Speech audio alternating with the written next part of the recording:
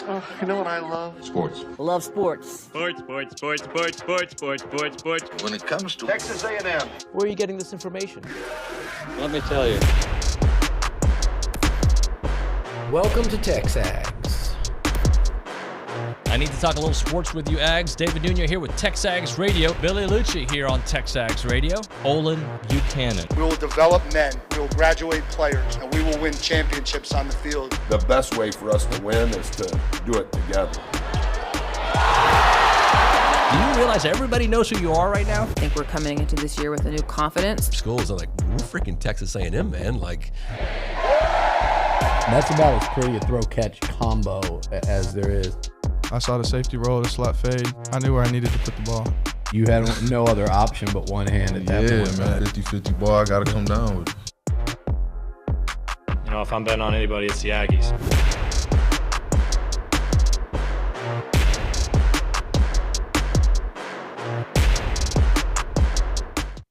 Tell me if this sounds good to you, OB. Run rule. Mm-hmm. Jay Slav a couple home runs. Yeah.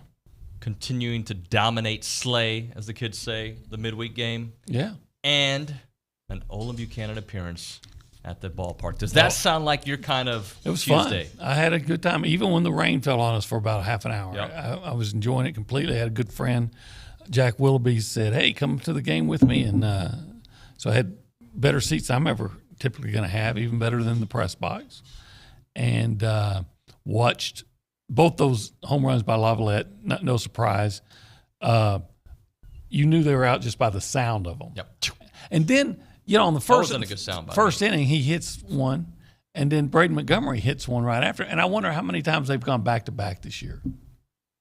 I was thinking the exact same thing because I feel like it happens often. And if it's not those two, it's Grahovic followed by Jay, something to that effect. Or just how many times they've had back-to-back homers. You think Eric would be able to figure that out? If it's happened 3 times, that's amazing. Yeah. You know, and I would suspect that it's happened at least 3 times. But you know, and there was a play. I don't know if, and it really didn't factor into anything other than the game in the early. But you know, we talked about how fast Mark Chestnut, how fast Travis Chestnut is. Mark Chestnut's the guy that Brauninger likes to listen to country music. Yeah. But anyway, I like Cody Chestnut. He's on first, and I'm trying to remember exactly how he's moving, and it was a bunt, I think it was, and so he's going to be at second, and the third baseman comes in to field the bunt, and I'm just he's going to throw the guy out. It's going to be a sacrifice. I'm just watching. I think it was a bunt. Maybe it was just I'm trying to remember. Maybe it's just a dribbler. But anyway, Chestnut never stops running. Yeah. He goes from first to third. Now, what happened was the third baseman didn't go back to cover, and so now they're trying to scramble to get somebody back.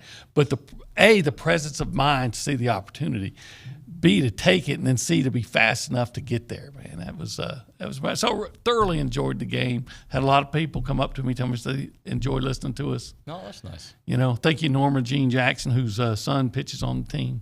Oh, nice. Norma Jean, hello. Thank you very much. So we appreciate them all. By the way, this is TexAgs Radio. I didn't say that, so I don't know if people would know that. It is TexAgs. We are presented by David Gardner's Jewelers.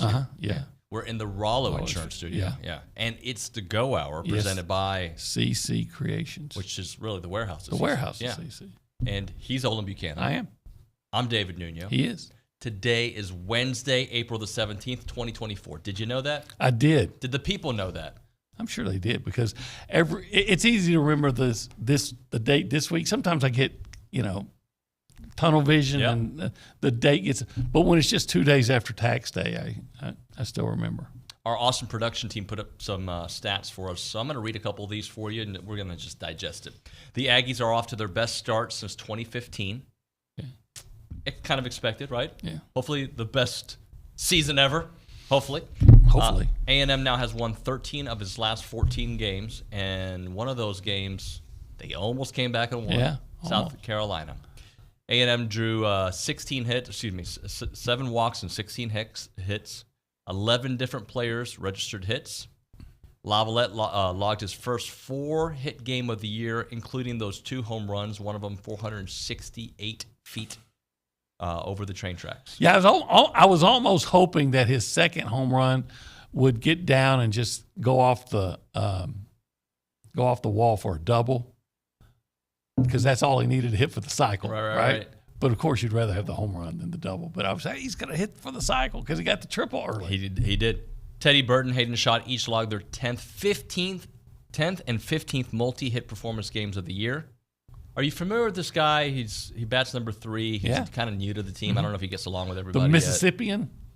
His name is, help me here, Braden Montgomery.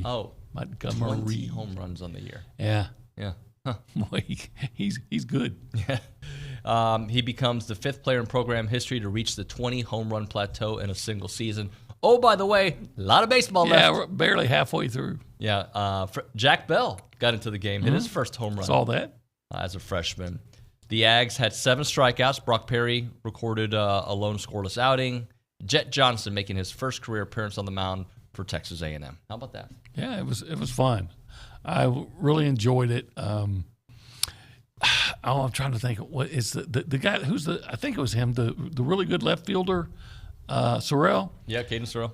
Oh man, heartbreaking. He had the bases loaded. If I got it right, I hope I do, because I wasn't keeping notes. But he just bashed one that I thought was going to be a bases clearing double, but the center fielder made a hell of a play. 3 more midweek games. I'm sorry. By the way, Air Force not bad. No. They just beaten 2 in a row over Dallas Baptist before playing A&M. I saw you doing some research on a team from the Rio Grande Valley. Yeah, the Vaqueros from UT Rio Grande Valley. I'm shocked and, why? Actually, I know. Why did you research this team? Because they ended a 53-year losing streak to against who? Texas University. Wait, the school that's 90 miles down the road? Yeah, the one that with all the that's always ranked real high. Did that same team from Austin give up 17 runs? 17 runs. They almost got run ruled. They did have a rally and was able to keep from being run ruled. Kind of want David Pierce to figure it out the rest of the way. They're like, I don't know their. So they keep. I don't know their record exactly, but it's like 20-16, something like that. And Rio Grande Valley, the Vaqueros.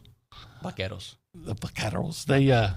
Vaqueros way. Anyway, they improved to 17-15, I think. Maybe 17-14. But they scored 17 runs. They scored as many runs as they have wins. Wow. Pretty good. Good. They scored more than Texas A&M scored on Texas. They were bringing out the lumber or the aluminum. Bottom line is, I think championship teams do exactly what A&M's been doing this year.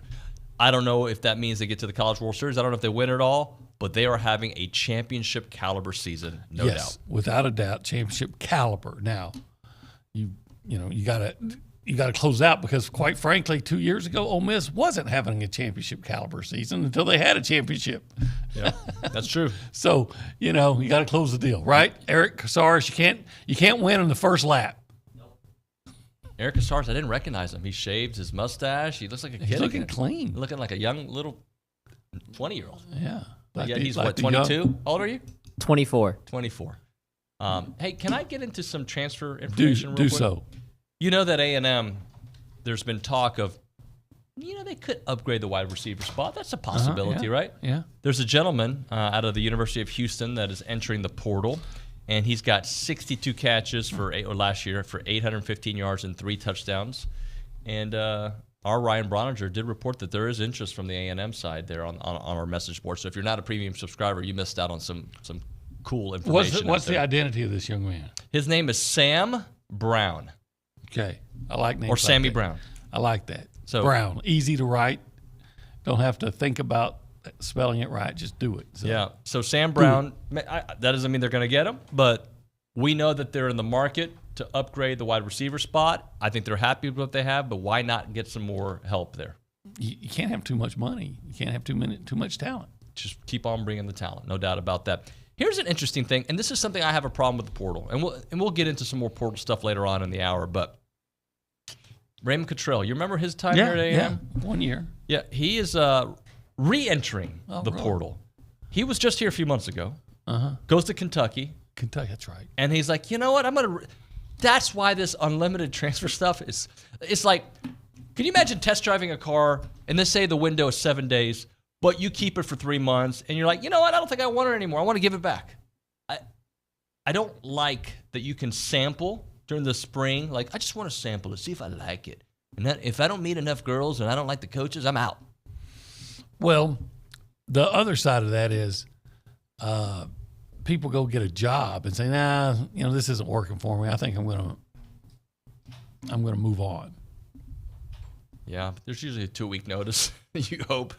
Well, so it happens, right? It's just, look, I'm like you. I wish we had more structure. I think one of the great things about college football is, first of all, the roster was guys that chose the school, right? Just like you chose it. So there was more of a tribal element. Sure. And that's going away because now it's mercenaries. For not everybody, but a large part of it is, okay, I'm going to go there. This coach said something I didn't like, so I'm going to leave here. Or this guy said I thought I was going to make this much money and I'm not, so I'm leaving. But it's the situation that could have been avoided a long time ago. It just wasn't. Yeah, look, I'm okay with players, realizing it's not the right place for them. And there's no way to really know their motives. You never know if it's a money situation, if it's homesick, if it just doesn't feel right. And I feel for that because if it were my kids, I want whatever's best for them, no doubt about it. But there's got to be a little more structure. Well, yeah, there has to be. There should be. And I get what the coaches can leave whenever, but they have contracts and there's buyouts and there's the letter of intent's a contract. You would think. Apparently not. Contract-ish. Yeah. Maybe those things are going to change, the letters of intent. I don't know. But look, again, people get tired of me saying it. I get tired of saying it. The NCAA didn't do anything when it was obvious it was going this way to try to avoid this.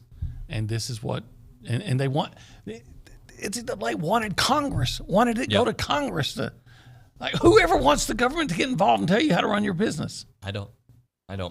Later on in the show, I'm going to bring up a quote from Joel Klatt, who I typically, because of his disdain for our university, don't listen to. But he actually had an interesting thought that I'm going to run by you here a little bit later. But let's do this. This is Coffee Talk presented by TexAgs Coffee. Beat the hell out of mornings by going to texags.com/coffee. If you want to be a part of the conversation, you can do it. 979-693-1150. Thoughts on A&M baseball. How many multi-home run games have we seen from this team, or back-to-back homers, I should say? I feel like it's almost every series we hear about at least one. But you can do that at 979-693-1150. We go behind the glass, and we say hi to Cade Bickham, who I believe is running the show this morning. Cade, good morning, buddy. Good morning, y'all. That is correct. It is me behind the glass this morning. Are you wearing a 1996 Clyde Drexler Houston Rockets Space Jam uniform? That is exactly what I'm wearing, yes. My dad had a few old Rockets jerseys that he wanted to give me because he didn't wear them anymore, and so I thought this one was cool, and then he gave me an Olajuwon one that I have at my house as well. Okay. Opie, I heard this... by who was it who was doing this? Maniscalco, the comedian, asking, what is the age that wearing a jersey has to stop? Never. So you can be 46 and wearing a jersey of somebody younger than you, or they has to be somebody older than you? I think you can wear whoever you want. Okay. You can wear a Devon A. Chain jersey right now? Heck yeah. And if anybody said, hey, you can't wear that, I'd say, yeah, kiss my butt. I wear whatever I want. Okay. What about Jordans? What age do you need to stop wearing Jordans? He says 40. I say you can.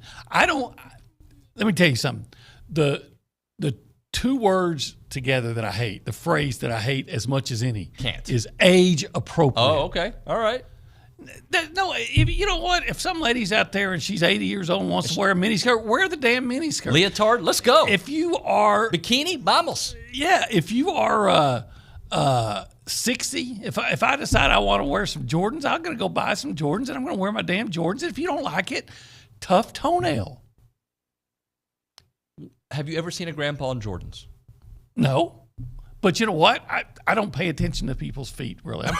I'm kind of like the, Shawshank Redemption. Think about it. How often do you look at a man's shoes? I don't. I don't either. I don't remember what people wear. If you wore the same shirt yesterday, I wouldn't know. But if I saw an 80-year-old lady in a miniskirt, I might probably remember that. But you know what? I might not think it looks good. I might think it looks good, but it's not my business. By the way, you know this because you go visit them often. We have a huge 80-year-old audience. Yes. So we're meaning this with all respect. All respect. If you wear whatever you want to wear, so Caden, wear the jersey. Everybody wear what you want. You know what? I have a Dak Prescott jersey. Wear it, baby. And I wear it sometimes. Yeah. I'm okay with that. Yeah. Of course, if the way he's playing the playoffs, I might never wear it again. No. He may not get to wear it again in the playoffs. And I have a Buck Buchanan jersey, Kansas City Chiefs, but of course he's passed on. So I got a jersey of somebody younger than me, and I got a jersey of a couple people older than me. I've got a Jason Witten. I don't know if he's older than me or younger than me. I don't know. He's probably younger. I'm guaranteeing he's younger than me. Yeah, I think Jason Witten's my age. He's probably 40-ish. Yeah. 40. I'm going to go and I'm 44 to 62. 46 in that range. So, age appropriate. Actually, there is no such thing as age appropriate. I'm saying he's in his late 30s. Maybe. Yeah. In fact, you know what? I'm an advocate for age inappropriate. Says he's 41. He's 41 according to K. So, Nagley. see, I got 21 years on K. Nagley. So, age inappropriate. That's my motto now. You can wear whatever you want. Whenever you want, however old you want. Okay, 10-year-old miniskirt, no, not allowed. There's There's a difference. There's though. a difference. You have to be an adult. Because you have now. What I would have a problem with is if I saw a 10-year-old with a dressed kind of skanky. Let's move on. Is the parents that allow it? Yeah. Okay. I don't know how the show became The View, but because you asked me how old it should be. We're not as crazy as Whoopi, though. All right, let's go to the Angry Elephant News. Nobody is. I just spit on myself. That's great radio. Talk to Eric Casares there at the Angry Elephant News and Social Center. Eric. Good morning, guys. So you know what I think is really underrated is the fact that people wear the jerseys, but they wear like the shirt jerseys, not like the actual jerseys. So it has like their last name and the number, but it's just like more of a t-shirt. It's just a t-shirt. Yeah, I think that's really underrated. So I think if you're talking about age, I think that's like you can be any age and wear that. Would you wear a Ronaldo shirt? I have in a picture with my sons on the beach years ago. Would I? Probably not Would you wear a Johnny Manziel jersey? Yeah, I do that. No, I'd probably wear a Ronaldo jersey at the Champions League final to celebrate something like that, but not like to the mall. Not that anybody has ever been to the mall in the last 12 years, but you get my point. Yeah. I want to go to a soccer game with the United States and just wear nothing except paint. I got an idea. I have the flag painted on my body. I got an idea for you. Hey, honestly, let's get a TexAgs crew to film. I'll still wear shorts. I want OB to go to Kyle Field in June when Mexico plays Brazil and sit in the Mexico section, painted Captain America uniform on. That's what I want. With a big sign saying, "Go home." No, not really. We want you to come and spend your money and then go home. This show got political again. Eric Casares, continue on, please. My niece and my wife are going to that game, though, by the way. You should go and really wear the outfit to see how it goes. Well, my sister-in-law's not buying the ticket for me. She's buying the ticket for those two. Okay. We'll get you a credential and slide in there. All right, Eric. Sorry. Yeah, so just going back to what you are talking about, Aggie baseball being fresh, ranked #1 in the country on Monday. Well, they backed it up, beat Air Force in a midweek matchup last night at Blue Bell. Run rule W, 15-5. You guys mentioned all the great things, the 5th straight wins, the winning 13 out of the last 14, best start since 2015. They will now turn their attention towards number 12, Alabama, in Tuscaloosa, 3-game set starting tomorrow at 6 p.m.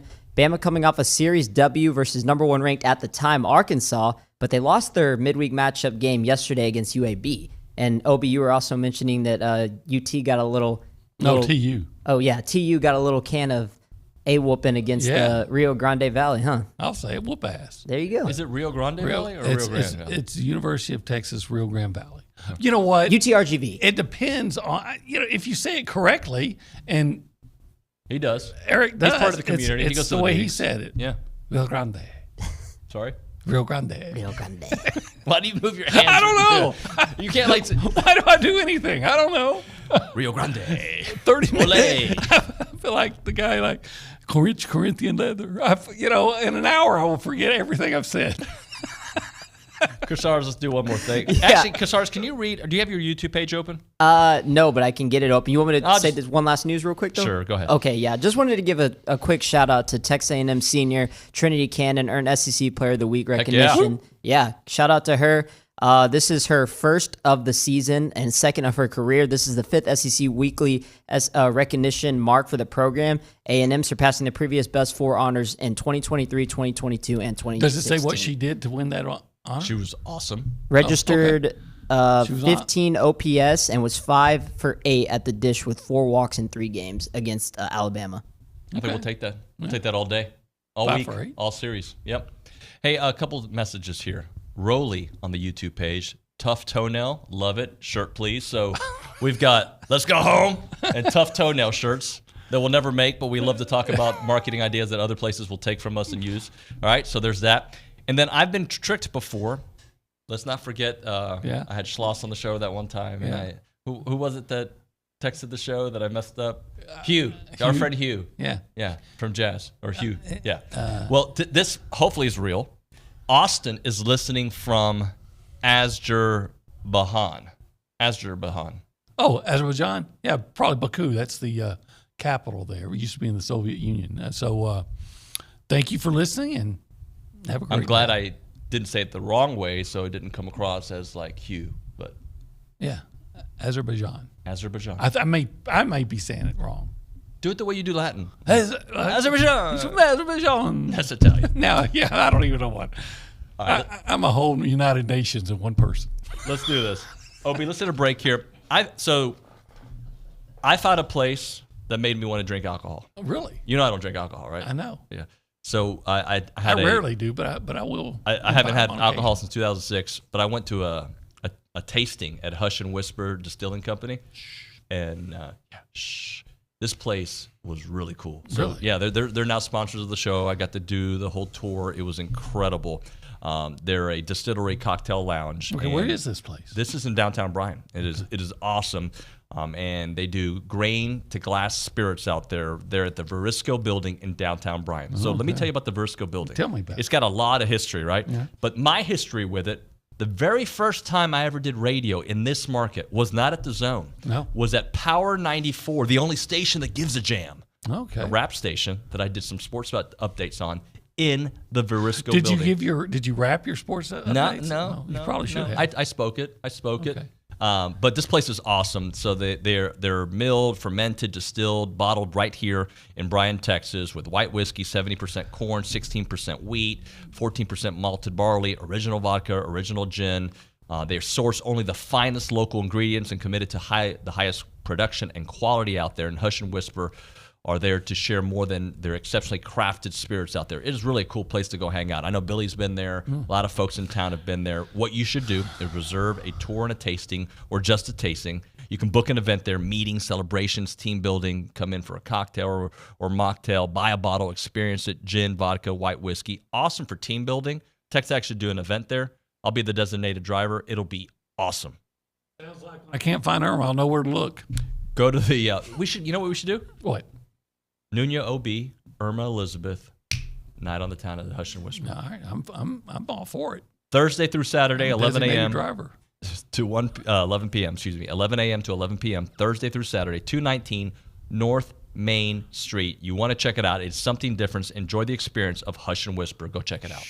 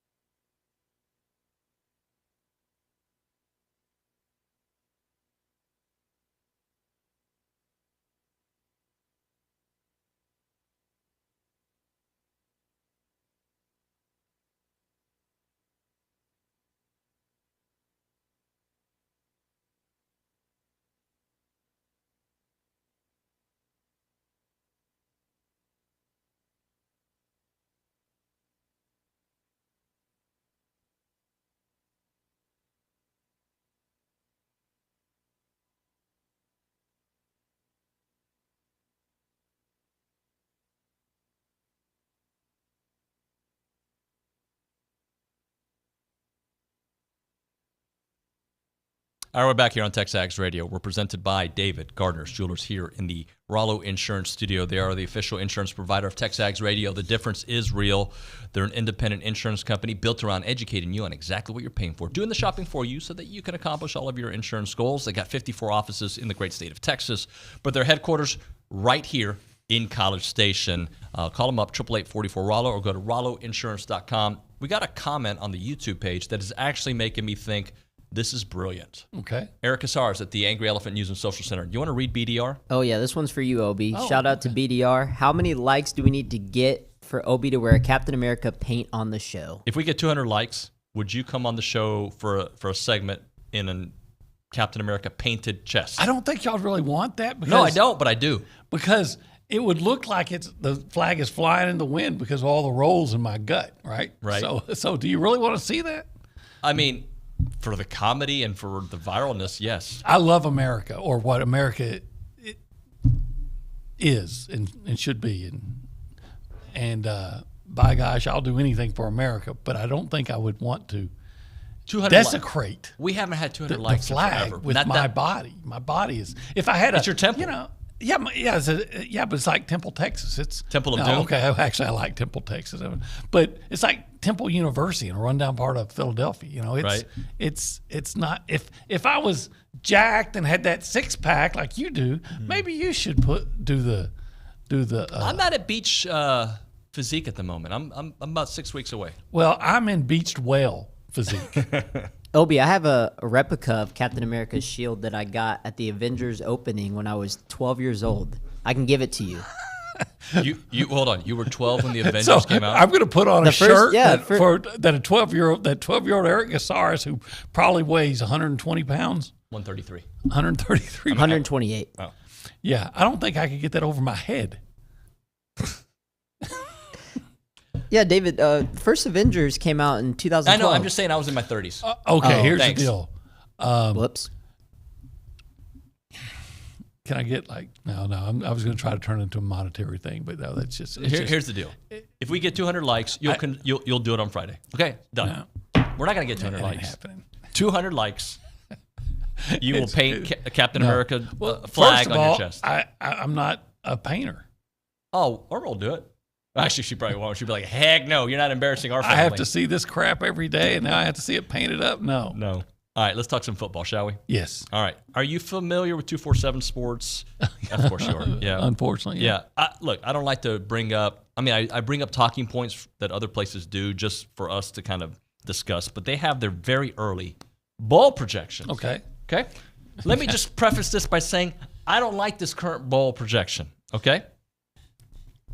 Texas Bowl for Texas A&M versus Kansas State. The Colin Klein Bowl. The Colin Klein Bowl. I don't see that happening in any world. Don't they try to not go back to back? Don't they try? Bowl. Yeah. Maybe 24/7 doesn't know that. I feel like people just write stuff. Well, the guy who wrote this actually is a known dude, Brad Crawford. He's known. It's off season. You're trying to generate off season content. It's hard, so you come up with whatever you can. Texas Bowl invite would probably mean a 7 or 8 win season. Yes. It was a 7-win season last year. Yeah. So they're saying, they're winning 7 games. No, that's not only not what I want, not what I expect. I know some people are having a hard time doing the double-digit win season, and I totally get it because there's so many unknowns. We don't know about the wide receiver room. We don't know about the offensive line. We don't know about the secondary. We don't know about the health of Connor Wigman, even though we feel good about the direction it's going. So there's a lot of unknowns. I get it. But a 7-win season in that ballpark would be a huge disappointment. Now, how do they get there? Where are they trending? All those questions will be answered as the season moves on. But today, no. I would wonder, for instance, where they would put LSU. I'll look for it. Because when I look at LSU, because, obviously I argue with my son and his friends a lot. And I can't – you tell me the reason to think, other than a weak schedule, because LSU does have a weak schedule. Other than a weak schedule, why would you expect LSU to have a good year?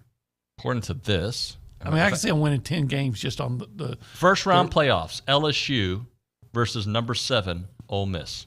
See, LSU has a really weak schedule. It appears, but their defense was atrocious. Why is the defense going to be better?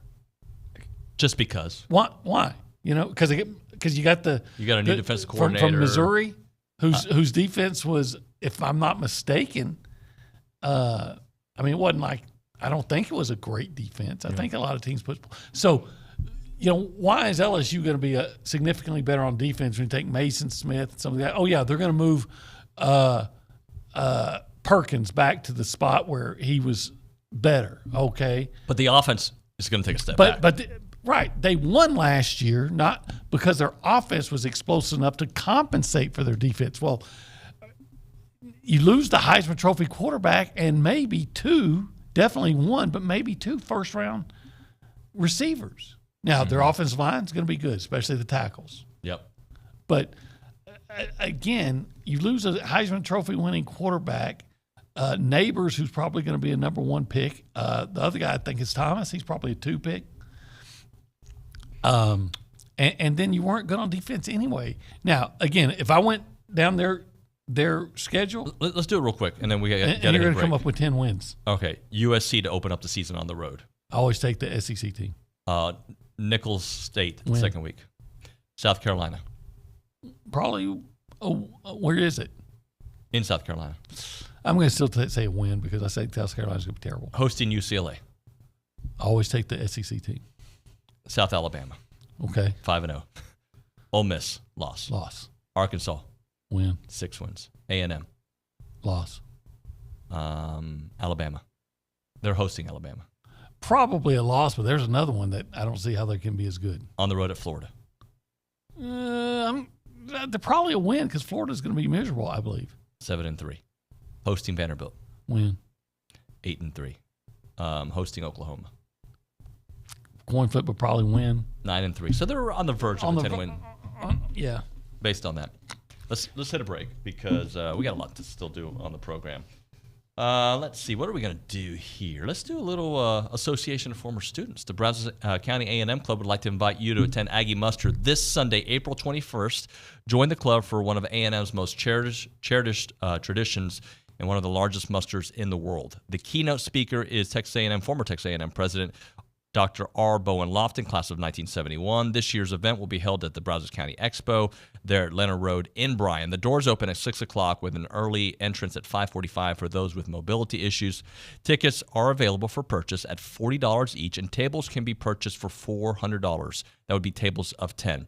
Each ticket includes entrance to the muster event, a buffet-style meal, tea, water, a cash bar will also be available. To purchase tickets or for more information, visit bcamc.org. That is bcamc.org. Again, join the Brazos County A&M Club this Sunday at the Brazos County Expo for Aggie Muster.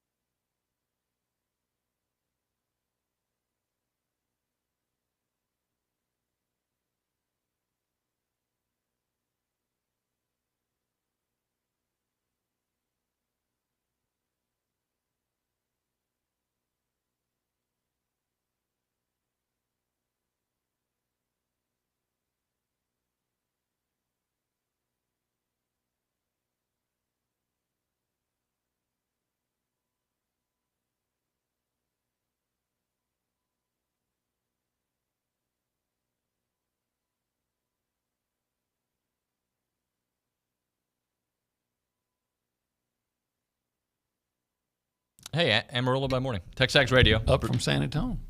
It's a good place. We're presented by David Gardner's Jewelers, Yes, Rollo sir. Insurance Studio. Go Hour. Yes. Yeah. The Go Hour is presented by CC Creation. God, I love when you know the way to finish the sentence. It's good The stuff. Warehouse. By the way, Ag Engineering 12 is like, OB.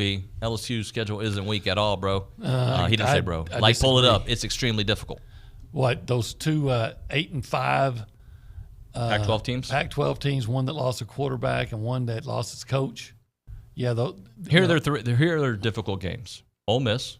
Yeah. And they host them. Mhm. Let's see. Texas They A&M. host Alabama. Mhm. And A&M, they go to A&M.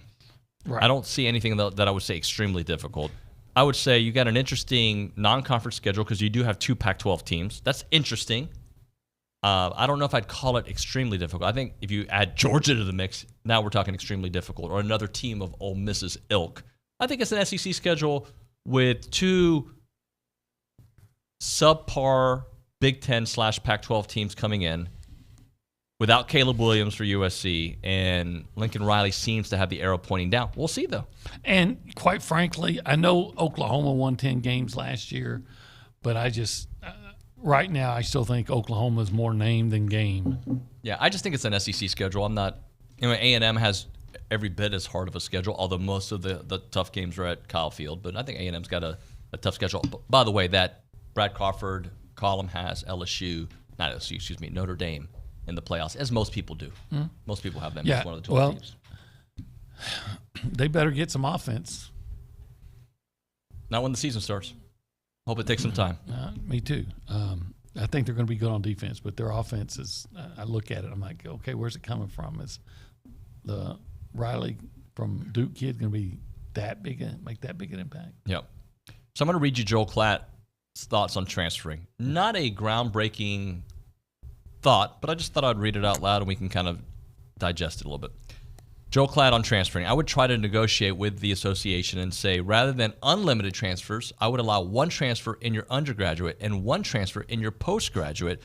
If you get a degree, you can transfer a second time. But if you don't, you can only transfer once without penalty. This is in the future version of like the super NFL-ish college football world. Mm-hmm. Okay. I don't have an issue with that. Yep. How would you correct it? How would you fix it? If they say, Olin, we want to hire you as a consultant, fix this transfer mess, what do you think? Even though I'm fundamentally against it, I think you get one free transfer, and every transfer after that you have to sit out a year. Kind of like the way it used to be. What about can you transfer? Let's say they kept unlimited transferring, but it's one per the year. So you got to finish that calendar school year before you can, because this sampling in from December to January to, you know what, I'm going to go. That's really where I have a problem. I have a problem with unlimited transferring, but I don't think it's going anywhere. But if you could do it like make the window, maybe just one window, a calendar year. I don't know. Like I don't like the idea of the multiple transfer in a year for the same person. Each semester. Let's try something new. Summer, I'm going to go here now. Well, what about if your coach leaves? I think you can have different, so you can put in some parameters. Sure. Parameters, yeah, absolutely. So there's a transfer portal in, pick a month, like in December. Right. There's a December transfer portal, and then, but if your coach leaves, you're later, because a lot of schools will wait until February National Signing Day, and then, oh, by the way, this coach that recruited you, suddenly he's fired, but we wanted to hold on to him until, we got you. And then that opens it up. If that coach, your actual position coach, or head coach, or actually, or actual position coach, or coordinator for that matter. So this is because Derek Graham, A&M offensive tackle who transferred in, has re-entered the portal as a grad transfer. That's according to The Athletic. 2-year starter at Troy, transferred to A&M in January, back on the market. This goes back to that commentary of, I just don't like the sample. Now, again, the father in me is like, but if it's not a good fit, let's get you out of there as quick as possible. So I don't know if there's like if there could be like a 30-day window. I don't know. I don't know the right way, OB, but I don't like I think you got to finish out the year. And I don't know anything about what's going on with this Graham kid, right? I don't know anything. But I suspect, here's what I suspect, and I'm not in practice, so I don't know. I suspect he's looking at the situation and say, I'm not going to be playing much. This is what I suspect. I could be dead wrong on this, okay? So I want to move on somewhere where I'm actually going to play. Well, I would think that you have guys, some coaches that say, yeah, good, because I need that scholarship for this receiver that I need, right? Yeah.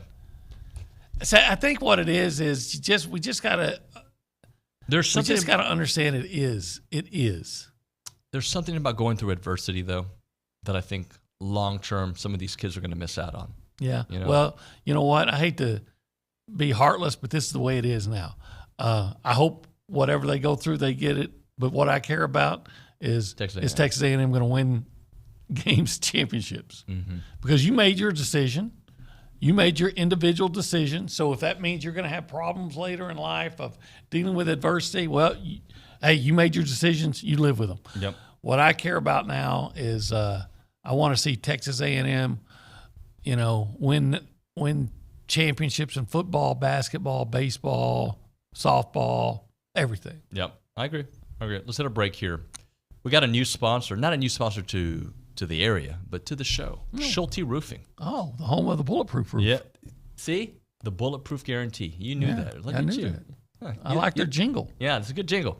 Award-winning roofing company that provides industrial, commercial, residential services to Belleville, Brenham, Bryan, College Station, Conroe, Montgomery, Navasota, San Antonio, the Woodlands, and all those surrounding areas. Schulte Roofing is the home of the bulletproof roof guarantee.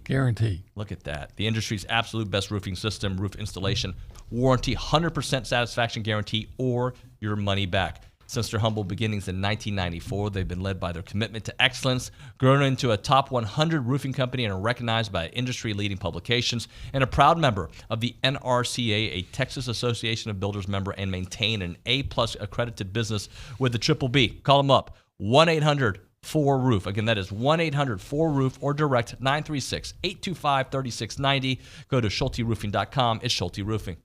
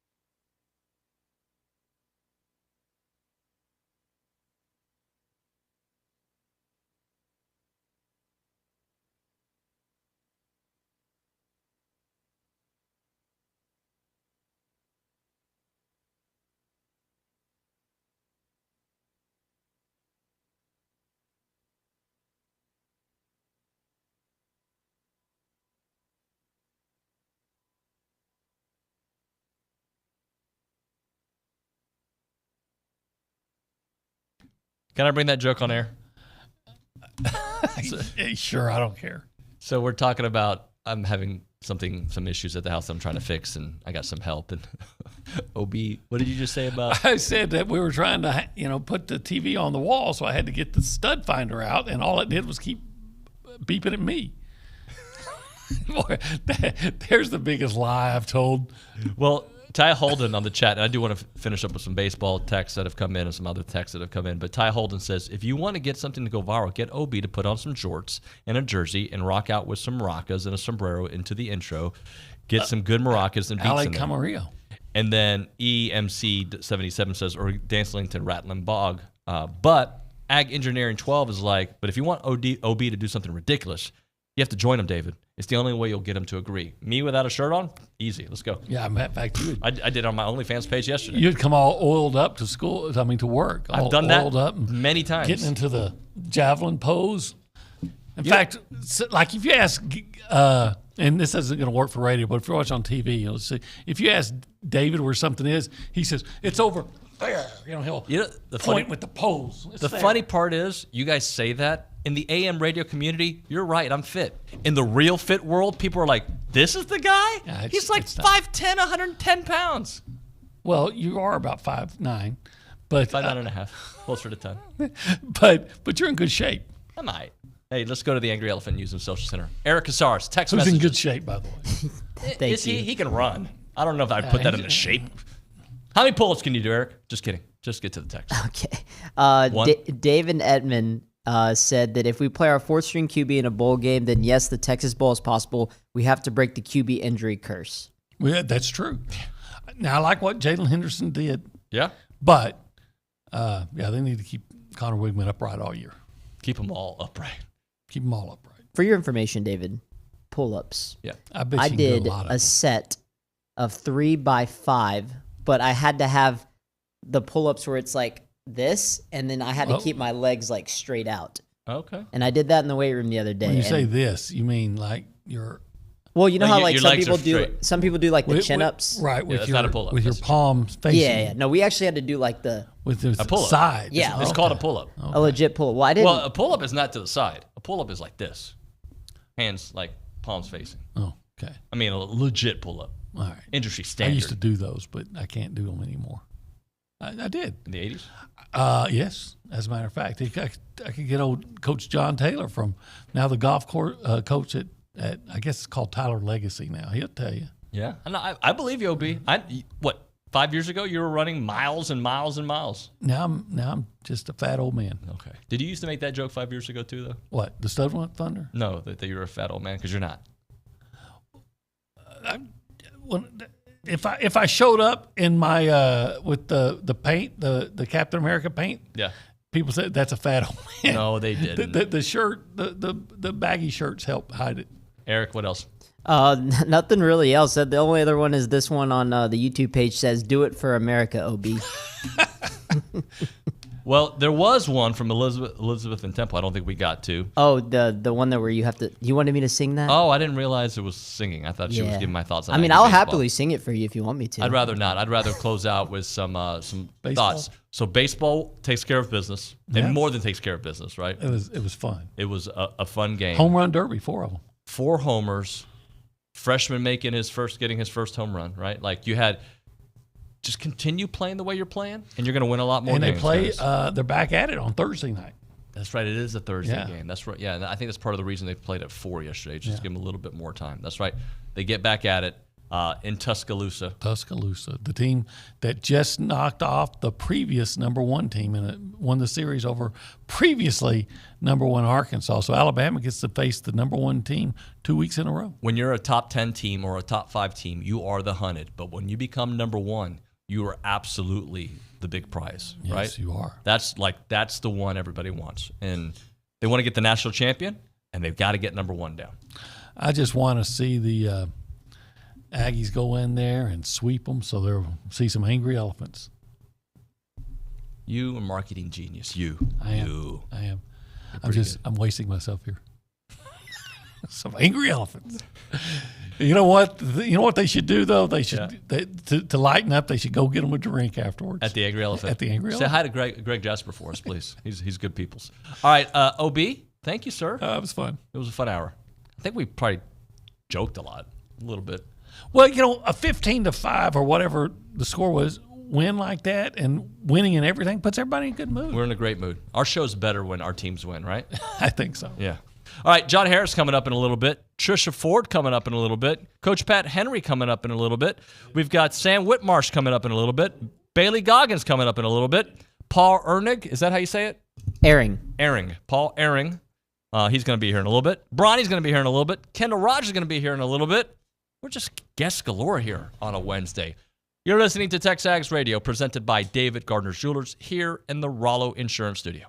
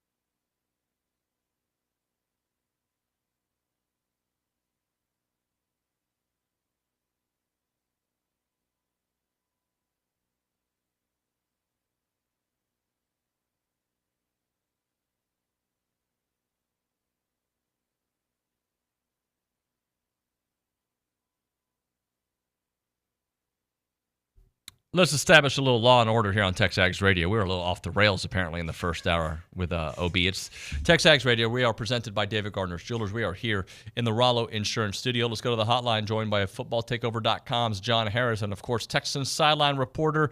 Johnny, I know you got your draft guide out already. People can go pick that up, right?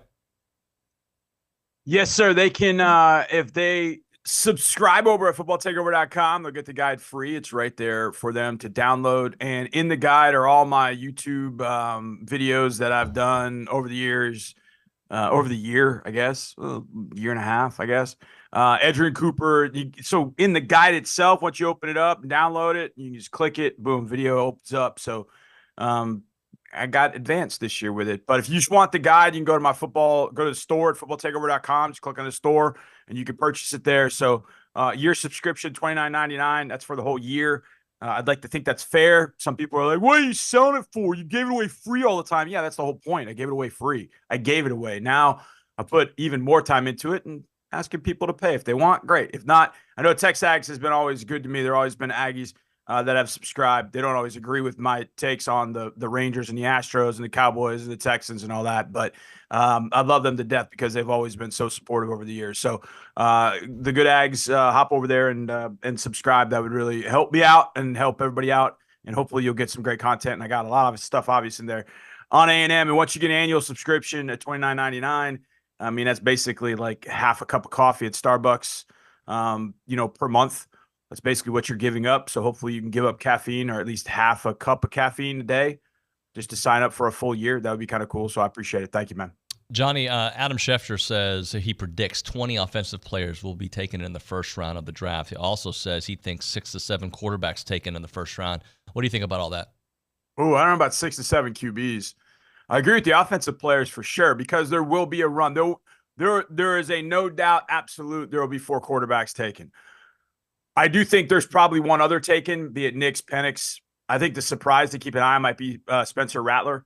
I've said since the first day I saw him, like, holy cow, that dude's going to end up in the NFL one day just because of the way he throws the football. Now, when you dive into everything about Spencer, you realize, boy, he's kind of all over the place. But then again, which ones of us were in high school, we weren't cocky and weren't confident and we didn't do stupid stuff when we were in high school. He seemed to kind of grow beyond that. Now, some of that kind of, what do you think in Spencer, does kind of apply to his game, but I do think that would be the 7, the top 4, Penix, Nix next, and then Rattler after that. I don't think it's 7. I do think it's 5, potentially 6, because there are that many teams that have got to have a quarterback. I mean, the Broncos can't go into the year, no offense to Jarrett Stidham, they can't go into the year with Jarrett Stidham as a starter without some sort of rookie backup plan. And I think teams are going to be fighting to get that 4th quarterback. And you could see some teams that have a quarterback that might want to look at what's there. The Saints could be a great example of that. Derek Carr, I think, who's got 1 more year in a contract. And, the Saints take a look. They've got to get an offensive tackle, but do they look at a quarterback? The Broncos, Raiders, Vikings have all got to look at quarterback at some point.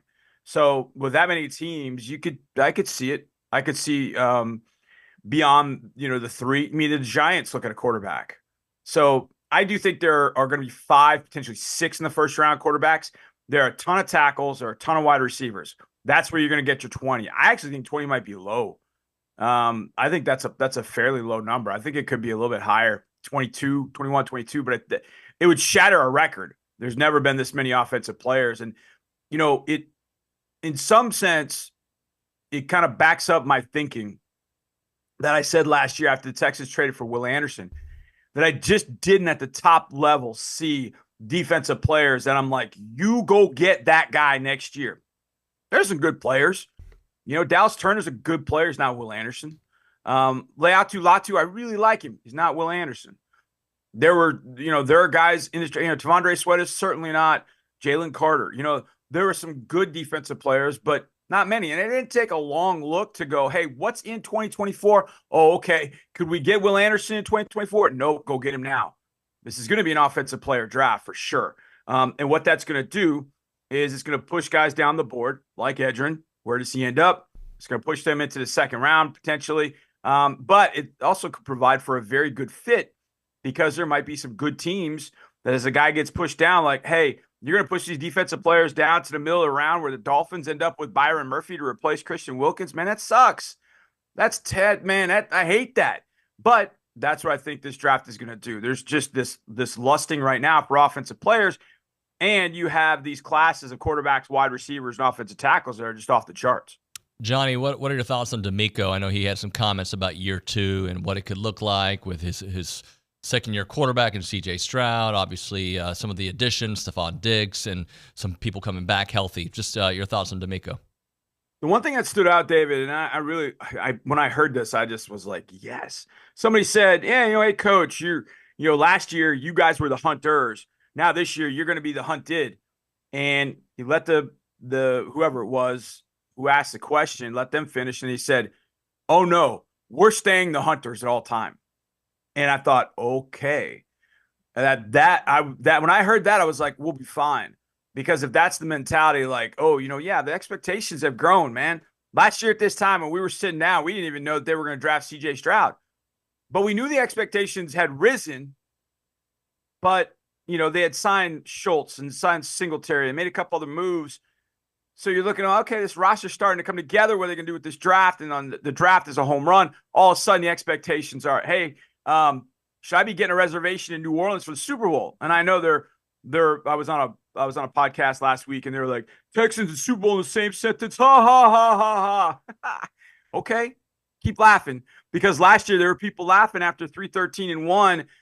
And when I would tell them, hey, we're going to be better than a lot of people think, they're like, hey, you're 3-13-1. Well, how'd that turn out?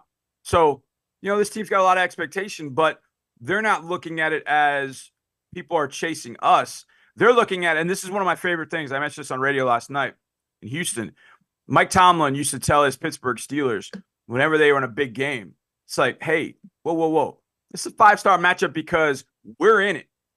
Not because of the other team. It's a 5-star matchup because we're in it. And I think that's the way it's going to be with the Texans. Like, it's a 5-star matchup because we're in it. We're bringing Stroud and Diggs and Nico and Tank and Mixon and Schultz and that defense all to the party. What are you bringing? So I think that philosophy is the right one, especially for a young team. And, we were talking to Will Anderson the other day in studio, and it hit me like, man, Will, his first year wins a national championship at Alabama. The next year he plays for a national championship. The next year they play their final game in the Sugar Bowl where they only lost 2 games that year. I think he lost 4 games in his career. He comes to Houston and they lose in the divisional round. It's the furthest we've ever been, and he's destroyed. Like, he is just, it's killing him. And I'm like, man, that's great to have because he doesn't know what it's like to lose and lose big. So having those guys with that mentality, I think is going to end up being good down the road. But D'Amico setting the tone saying, no, we're not the hunted. We're still hunting. And we're going to be hunting no matter what.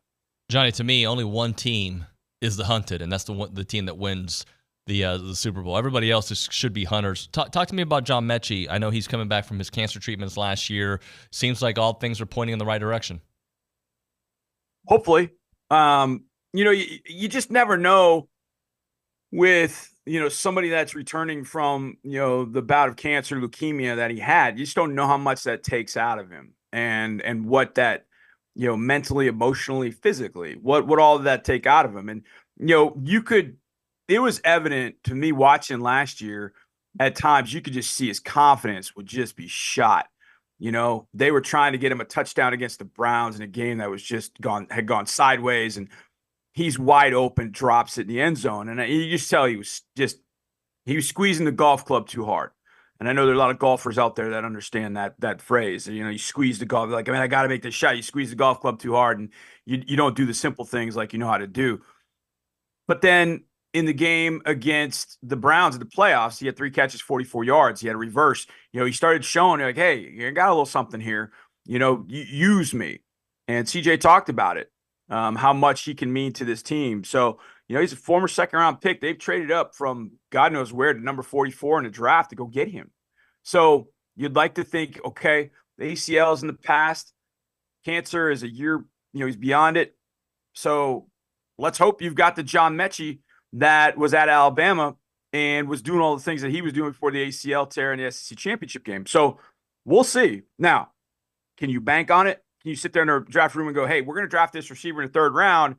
No. Don't draft him because Mechie's going to be okay. You can't guarantee that. So you draft another receiver, I'm cool with it. But if you get a great year out of Mechie and you don't get a great year out of a rookie, so be it. You just got to get a great year out of somebody that's not one of those top 3. Because one of those top 3, Nico, Tank, Diggs, going to end up getting hurt, missing a few games. You got to have somebody step into the void. Noah Brown did it last year. I think Mechie could do it and be even more successful with it. And if he does and he gets his full confidence back, who knows what you got in the former 2nd rounder. Talking about John Harris here on TexAgs Radio, presented by David Gardner's Jewelers. I want to talk about the Cowboys for a moment because people have been very critical of their offseason, and I get it. And Stephen Jones kind of came on the, not the attack, but he was defending what they've done. We spend max money every year, year in and year out. All 32 can only spend the same amount of money over a 5-year stretch.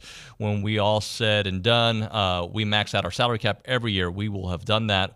What comes with having a good roster, which we do, is also looking towards signing our own guys. Cowboys are in an interesting spot, Johnny, because they do have stars, but they haven't reached the level that they should reach. They haven't made a change at the head coaching spot. People are frustrated with Dak Prescott, although he shows moments of brilliance, not when it matters. Yeah, and I think it's always tough. I mean, I know, there are a lot of Ags that are, Mavericks, Rockets, Astros, Rangers, Cowboys, Texans. They're not always comparing one another, especially with the Cowboys and Texans, because one's in the AFC, one's in the NFC. But I think it's easy to look at, around the state because, in your office, you might have 10 Rangers fans and you have 10 Astros fans. And so the Astros are like, oh, man, we just signed somebody. The Rangers are like, we just won the World Series. So I do think there's probably frustration when you look down to Houston and you're like, yo, look at what they're doing. They're signing all these guys. They're making these trades. Their GM's being really aggressive because he's on a rookie contract. Why didn't we do that? Why aren't we doing that? And Steven's right, though, that, look, there's only so much you can pay everybody. You'd love for this to be 1993 and you could pay everybody whatever you wanted to. The Cowboys would have a roster of 50 All-Pros. I mean, that was the 90s. That's not today. And I think on top of that, you see the noise about CeeDee Lamb. You see the noise about Micah Parsons. They're not there. And, of course, fans start panicking. And it's, what do we do? So, what's with Dak? I think for the Cowboys, too, you look down to Houston and you see, the jolt that DeMeco Ryans gave them and gave us here. And, look, we were stuck in mud for years. And it was kind of a similar situation here in Houston. Now, I don't know exactly how the Cowboys feel about Mike McCarthy, but they're obviously, when there's a lack of results, the Cowboys fans I know are very upset with the head coach. And so in Houston, we had playoff years with Bill O'Brien, and people still hated this team. They still hated this team because they did not like Bill. Bill would get up there and talk about 9-7 and talk about how it wasn't good enough, but yet he'd turn around and say, yeah, but it's an AFC South title. It's like, no, we want more than that. We want more than that. And I think the Cowboys kind of look at it the same way and go, hey, going 11-6 or 12-5, that's great. That's awesome. It puts us in position to get in the dance. But damn, when we go to the dance, why do we have 2 left feet? Do we have 2 left feet because our coach isn't good enough? Do we need better coaching? And I think this would have been that year where they could have gotten that jolt. And who knows what coach comes in and connects with CD, connects with Micah, and you don't have this issue. Now, good player is going to want to get paid, and I don't blame him. I don't blame him at all. You're only going to play this game until you're 31, 32 maybe, especially if you play a position like Micah plays. But you get antsy. And I even in Houston, David, on day 1 of free agency, friends of ours on the radio, good ag, John Lopez. Y'all know Lopez. I love Lopez. Lopez is one of my good friends. But day 1, when the Texans didn't go out and sign a running back, the sky was falling. 5 days later, we had traded for Joe Mixon. We had signed Danielle Hunter. We had signed Azeez Al-Shire. We had signed Danico Autry. We had re-signed Dalton Schultz. We had done all those things. But there was full-on panic for at least 24 hours because we didn't get Saquon freaking Barkley. And then about 3 weeks after that, we went and traded for Stephon Diggs. And all of a sudden it's, well, the expectations are Super Bowl level now. Well, what were you saying day 1? You were panicking like no other. And I do think that there can be some of that. Like, you got to give some things some time. Just because you want it to happen a certain day doesn't mean it's going to happen a certain day. But when you get to some deadlines, then there will be some decisions made and you can move forward. For Cowboys fans' sake, I just hope that Mike McCarthy still has the attention of the room, the attention of his coaching staff and the players. He can overcome losing Dan Quinn as the defensive coordinator, and they can do something this year, except for the one week or weekend that we're going to face them up in Arlington. I want the Cowboys to do well because you know what? Everybody's numbers, everything goes up when the Cowboys are good. Mm-hmm. I mean, it's the truth. It's the absolute truth. Texans fans hate to hear it, but it's the truth. When the Cowboys are good, it matters a little bit more in the league throughout the entire league. So I want the Cowboys to be good. I don't want there to be a mess. I want Jerry and Steven to figure it out so that when we go up there are no excuses. When we knock them off and beat them by 14, that would be awesome. I don't want any excuses. So this is that year. Their motto should be no excuses. Get beyond the wild card weekend. That should be a goal. And more. John Harris, footballtakeover.com, Houston Texans sideline reporter. Draft coming up next week, Johnny. We'll catch up then, all right, man? Absolutely, David. Thank you. Footballtakeover.com. Appreciate all the Ags that are subscribing and just reading all my stuff. I appreciate it. Thank you. We appreciate you, man. Johnny Harris there on the hotline. Always one of my favorite conversations of the week, and he's a dear friend, so that's part of it. Let's hit a break. We'll come back with Trisha Ford. Looking forward to catching up with Trisha after their beautiful series victory over Alabama. Right now, we're talking about Heritage Films. Chance McClain and John Harris are buds. They know each other. We all work together, and they're known for capturing family legacies, and now they want to bring you a special way to document the journeys of your children and your grandchildren, and that is called Yearflix. You've heard me talk about it here for a few months now.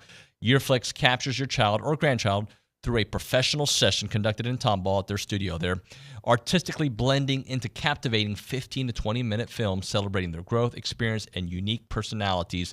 You don't want to let their memories fade. Make their moments last forever. You need to reach out to Chance and his team out there because it is really cool. What they're doing is awesome there at Yearflix. When we did it with my daughter Annalise, 20-minute, awesome, captivating videos, Q&A form, green screen in the background. It is phenomenal. You'll love what they do there at Yearflix. And you know about Heritage Films. They do the documentaries for the families, right? We're not talking 20 minutes now. We're talking about a 2-hour real feature-length film done the most professional way for everyday Joes, right? You can do it about your grandfather, your father, your uncle, your sister, whoever it may be. You can do it about your family business or your family ranch. Both of these types of videos are going to be the kind of videos you want to have for your family to be able to share for generation after generation. The website is yourheritagefilm.com, yourheritagefilm.com, or you can call them up, 713-893-8341, 713-893-8341. Stop waiting to call Chance. You need to do it right now. Get this booked so you can have something for Father's Day, have something for the rest of the summer, have something for football season. You name it, it is Heritage Films.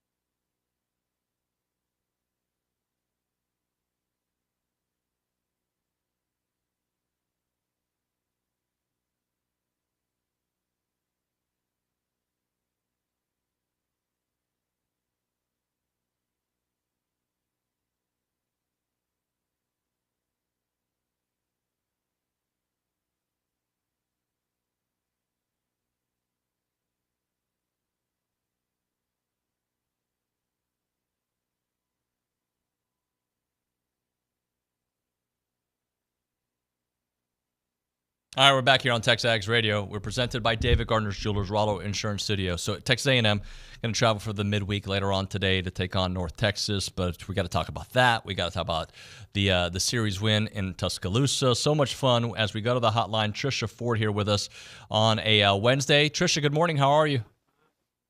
Good morning. Great. How are you doing? I'm doing wonderful. So let's just talk about this little run that you all are on and the great weekend it was there in Alabama.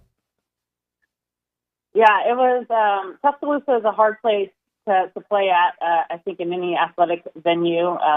And so it was a pretty rowdy crowd. They had some premiere things for a movie coming out, so it was pretty full. So there's nothing better, I think I said this last week, than having a very silent crowd. So you could hear a pin drop at a couple of points during the game.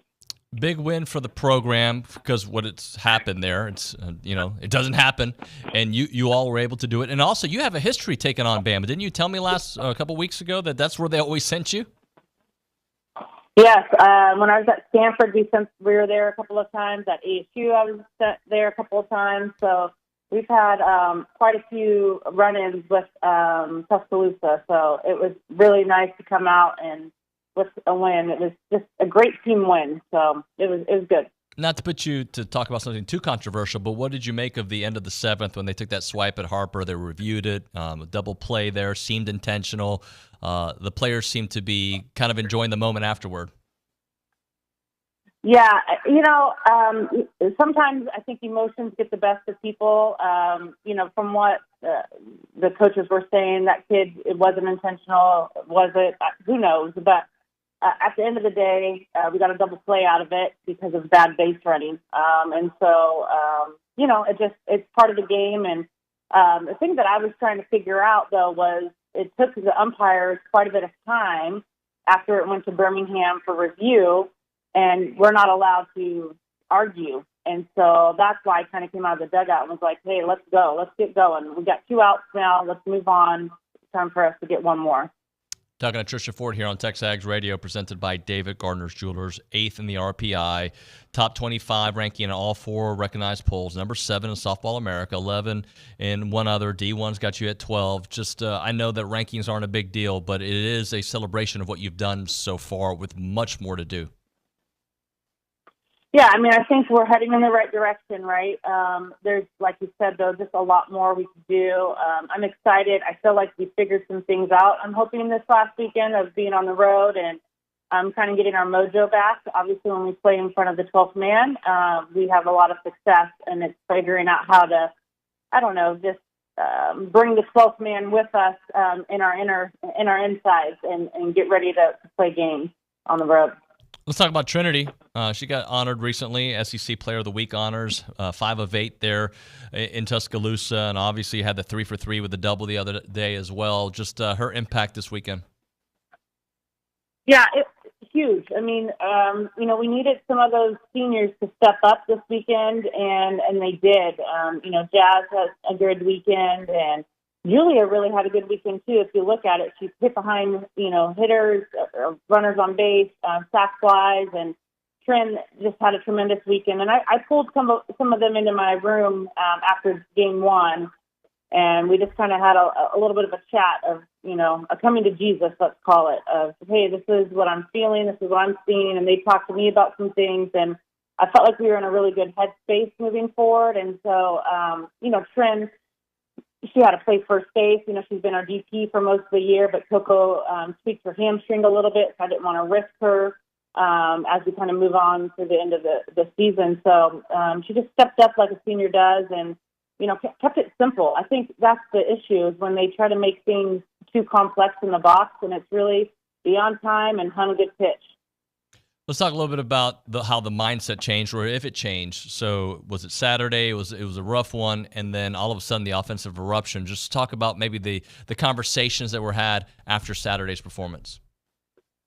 Yeah, it was just about going back and playing our kind of game. I think that their heads were spinning a little bit too much, and they were trying to do too much. And so we really went back and reviewed at the beginning of the year, what did you guys, what were you thinking? What was kind of going through the box? What was your approach? And we really committed to each other that we were going to go back to that instead of making the moment too big and worrying about X, Y, and Z. It was going to go back to, hunting early in the count, getting a good pitch, and then being on time. I mean, if you can do those things, you're going to be really successful. And we're good. That's the other thing. I was like, you guys are good enough. Get out there and play like you're supposed to and play the game instead of hope to make plays. And so we really kind of hit home a couple of those key factors, and I felt like they responded really well. Can you talk a little bit about the importance of seeing the pitch there in softball and being able to get a feel for it? Because it is different than baseball, but being able to visualize it and actually see it. Yeah, the kid we were facing, Beaver, was throwing anywhere between 70 and 73, and we're at 43 feet, so that time elapse is quick. And so when you're facing somebody that throws really, really hard, you actually have to move sooner and slower. You'll hear Coach Harger, he'll tell the hitters all the time, when they are faster, you have to move slower and you have to move sooner because you're trying to counteract the speed of the pitch. And so if you're moving fast and the ball's moving fast, it's just going to make things a nightmare. So I think the biggest thing is getting your head into a good space. You'll see all these guys, you see our baseball team, guys in the bigs, go through some breathing exercises and really try to get them to kind of center themselves and center their breath so they can go out there and compete with, 0.03 reaction time. Talking to Trisha Ford here on TexAgs Radio. What can you tell us about North Texas later on today? Yeah, I think they're on about a 5-game winning streak right now. They're leading their conference. They're just a kind of a balanced attack. They have a couple of kids with some home run power, and then they've got a couple of arms that can throw upper 60s. So it's not going to be an easy one. I keep scheduling these hard midweeks, but I do think, if we come out and continue kind of what we did this weekend, we're going to be all right. But if we don't show up, they'll nip us in a butt. Trisha, I know coaches always want and preach next player up mentality, but your team has that. Talk a little bit about how you know that others are ready for the call when it comes their way. Yeah, I mean, the one that comes to mind, just kind of at the front of my mind is Ayanna Coleman, or AC. She's been a pinch hitter. She was a DH for us this weekend. And she just does a really good job. You'll see her, like, sometimes her first swing, you're like, oh dear, what's going on there? But she figures out a way to kind of find her breath and get the job done. The funny thing on that ball that she hit between the 3-4 hole was supposed to be a squeeze.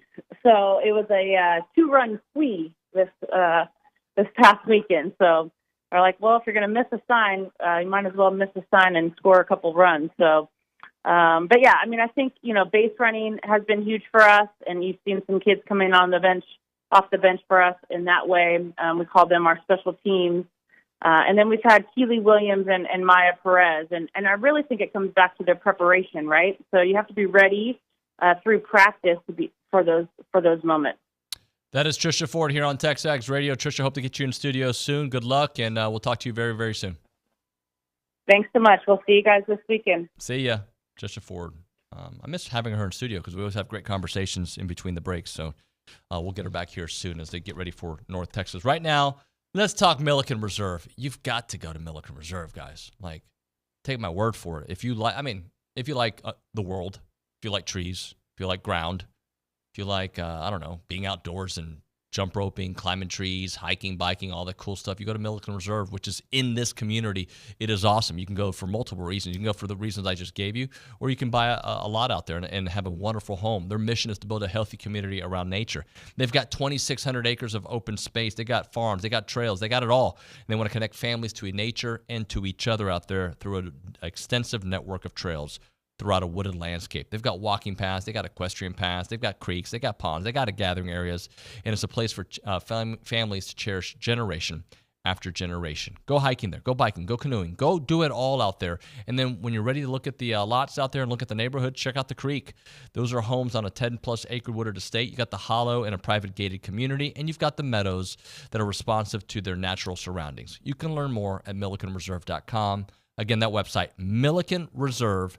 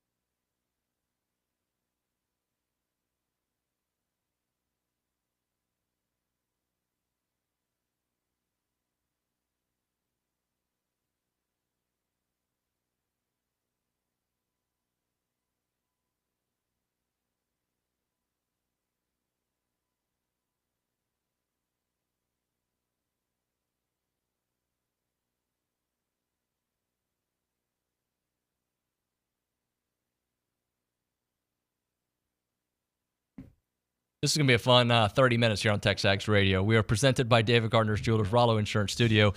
It's our weekly conversation with Pat Henry, brought to you by the Brazos Running Company, your local Aggie-owned specialty running store. Save 10% in store when you mention the code TexAgs10, and check out the new location there at Century Square. Coach Henry, how are you, sir? Good to be here. Hey, so I'll save some of this for later. But good, I hope you do. We're going to do this new thing called the Track Program Spotlight, where you're going to bring members of the team, coaching staff here, and that is brought to you by our friends at Schulte Roofing. So it's going to be kind of a cool little spotlight that we're going to do right after your segment here. I think it'd be good. We're going to have Coach Paul Ehring here, Sam Whitmarsh, Bailey Goggins, and Kamar Ferguson all here. So it'll be a fun conversation. No, it's all half-milers. And Paul is the world record holder, Olympic gold medalist. I saw that, Kenya. And Paul and I have known each other for 25 years, and I'm fortunate enough to be able to hire him on this staff right now. So, well, let's talk a little bit about this past weekend. Florida, California, success everywhere, right? Yeah, we had a very good weekend. Great competition. I think we had 8 conference schools there, plus another 10 schools from around the country. So it was a great meet in Florida. And, of course, the meet out in California always ends up being pretty good for our distance people, and we had a good weekend. Victor there, 3,000-meter steeplechase, finished second among the collegians there, 8:25.48, number 2 time in the nation and in A&M history. Yeah, and for his second steeple of the year, that's about as good as you can get right now. He's running very well. He's healthy, so we think he's going to run another 10 or 12 seconds faster. Then in Florida, our former intern, Leanna Davis in javelin, won the 4th javelin event this season, 57.26, 187.10. So yeah, and she's getting just creeping up just a little bit better each week, and Leanna looks really good. I mean, she's fit, and the javelin. People don't understand. People just think you run down and throw the spear. It's the toughest event on your body in track and field. There's nothing tougher than the javelin because you're running fast and you put that foot down out in front of you and you have to pendulum over the top of it. You better be in great shape or you're going to tear your knee clear up. So it's a tough one. It's a tough event. So the gentleman we're going to have here momentarily, Sam Whitmarsh, in the 1,500 top finish collegian there, 140.74, number 2 all-time for Texas A&M. He ran to step on the track and run 340 for 1,500 meters, and Sam's run, I think, 2 1,500s in his life. It's incredible. Mm-hmm. No one does that. I mean, I've never seen an athlete do that. And another 10 meters, the 2 guys that beat him who were pros, he'd have beat both of them. Yep. Another 10 meters. He just didn't know how to quite run the race the way but he ran awfully fast. Sam's a talented guy. Well, Ahmad in the 400 ran first sub-45-second time ever. Yeah, 44.9 for Ahmad. He's the only guy, the guy that beat him, they ran neck and neck down the straightaway, beat him by about, what did he beat him? 1/100th of a second. Beat him indoors as well. But those are the only 2 guys in the NCAA who've run under 45 seconds, both indoors and outdoors. So he's having a really good season. We're focusing on the track and field program, but for a moment, it's a really good time for A&M athletics. Yeah. Your men's team, number 1. Women's team is number 2. You've got softball winning and being in the top 15. You've got baseball, number 1. You got golf doing great on both sides, men and women. Yeah. Tennis doing great. Yeah. Like it's a really good time for spring sports at A&M. Yeah, and we've had lots of years where we have good years in spring sports. But it's great to see that the numbers of teams right now, they're doing very well. It's a good time. You're exactly right. Well, 4 straight week of number 1. To me, that sounds like you're sustaining a level of excellence that you need to see. Well, we are. We have been doing very well. Our performances have been consistent, and that's what it takes to stay at the top of that thing. So, yeah, I'm pleased with the group. Paper is paper. Writing things down, it's great. That's what happened yesterday. What happens tomorrow is what makes it, and you have to think that way. If you're thinking about what you did, then you're probably going to get beat. Well, and for you, you've done this forever. You understand that the ebbs and flow of a season, there's good times, there's bad times, and it's what you do at the end that matters. That's right. How hard is that with 18 to 22-year-olds to kind of making sure that they don't necessarily read the headlines, that they stay in the moment? Well, and we talk about this quite a bit. It's sometimes getting to the show is a big part of it. Mm-hmm. And there's a certain element of your people that getting to that championships is the most important thing for them. Now, what happens at the championships? There's an elite group that steps up. Always, it never fails. Those are the people who end up being the most successful, and sometimes they come out of the clear blue. Sometimes you've seen it, and that they are able to replicate. But it takes a certain person, a certain athlete, to be able to step up at the real championship time of the year and get it done. Yeah, no doubt about that. Can you feel a different vibe around the program? You've had some nice seasons, but I feel like this is more what you expect. This is more your standard. Yeah, I think anytime, and we've won some championships here, as you know, and those kinds of teams are different teams than, you're right, they have a different feel about them. I've been telling this team for, Eric's sitting right over there right now, I've been telling this team for probably 3 or 4 months right now, you can feel a little bit different element of success coming in the group. And there's more people that are willing to depend on each other, first of all, have expectations for each other. And when you start doing that, then the team comes together. It doesn't come together with just individual efforts. It comes together when people start having expectations for each other. At least I found in my sport. That's when the team comes together. Coach Henry, talk to me about Alumni Muster, the last home meet of the season. Important to get some of those folks back. Yeah, and we've got a few non-collegiates that'll be in this meet. We'll have 3 or 4 collegiate teams, so it won't be a very big meet, which is good for our team right now. We've competed really hard this last weekend, and next weekend will be a tough meet as well. We're going to be in Philadelphia, and which is pin relays, which is a great competition. So you got to be willing to step it up the following week. So this week we're going to try to get some things done here on our own track, and like I said, it's our last home meet, and so we're looking forward. Eric, you got a couple questions for Coach? Yeah, Coach, going back to Ahmad Robinson, first outdoor sub-45, ranks number 11 all-time in school history. Kind of crazy to think about when you're running sub-45, you could argue that you're reaching a new level in the 400 meters, but you see he's only number 11 all-time. So what does that tell you about, the competition for the tenths of a seconds that you see in the 400, and also the type of caliber of athlete that Ahmad has turned himself into this year? Yeah, and saying he's number 11, we've got to remember and that would be maybe the number 1 time at most schools. At our institution, we've been very fortunate to have some great quarter miners for a long time. And so from Fred Curley to Dion Lindor, all of those guys were Olympians. To be in Ahmad's shoes right now is, he's done very well, and he's striving to move up that ladder. Fred's 43.86. Nobody in college there's only been one other guy in college run that fast. So our board over there and our ladder in the building is a tough one to get on. But Ahmad's doing great. Yeah.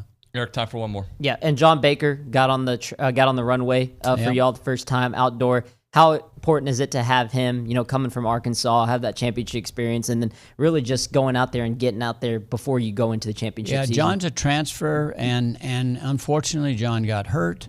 He's a long jumper. We think he's a talented guy. He got down the runway this weekend and had some good efforts, some good jumps. But his good jumps are in front of him. This is just he's just getting his feet wet right now, and he knows it. If you don't jump 26 feet, you're not going to score. So John knows the challenge, and he's an athlete that I think has the ability to step up. We'll see. So overall, feel good about the direction you're going? Yeah, I'm happy with our group right now. We have 1 or 2 situations where we have somebody that's a little bit sore and a little bit hurt. But I think they'll all be back here, maybe not this weekend, but the following week. Coach Henry, I want to thank you for setting this up. I think it's great. I want some people to see who our athletes are. Me sitting here all the time I think I can say a few things about these young people, but when you get them in here, just like Eric, when you get them in the building, I think people will have a better time listening to them than me. Well, thank you very much for setting it up, and thank you to Brazos Running Company for this segment. Their help goes a long, thanks for Schulte Roofing. Yeah, Schulte Roofing as well, who sponsors the next segment. Coach Henry, thank you so much. Thank you. When we come back here on TexAgs Radio, Paul Ehring, Sam Whitmarsh, Bailey Goggins, Kamar Ferguson, all in studio. We'll do that next on TexAgs Radio.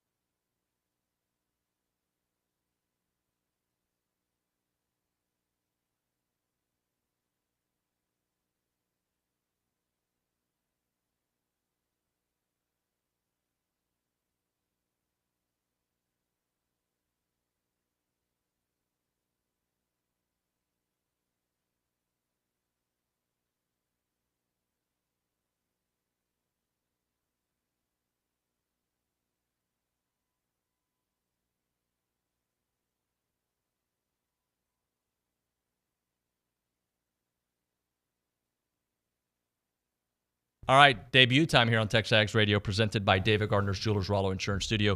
It is our track program Spotlight, brought to you by Schulte Roofing.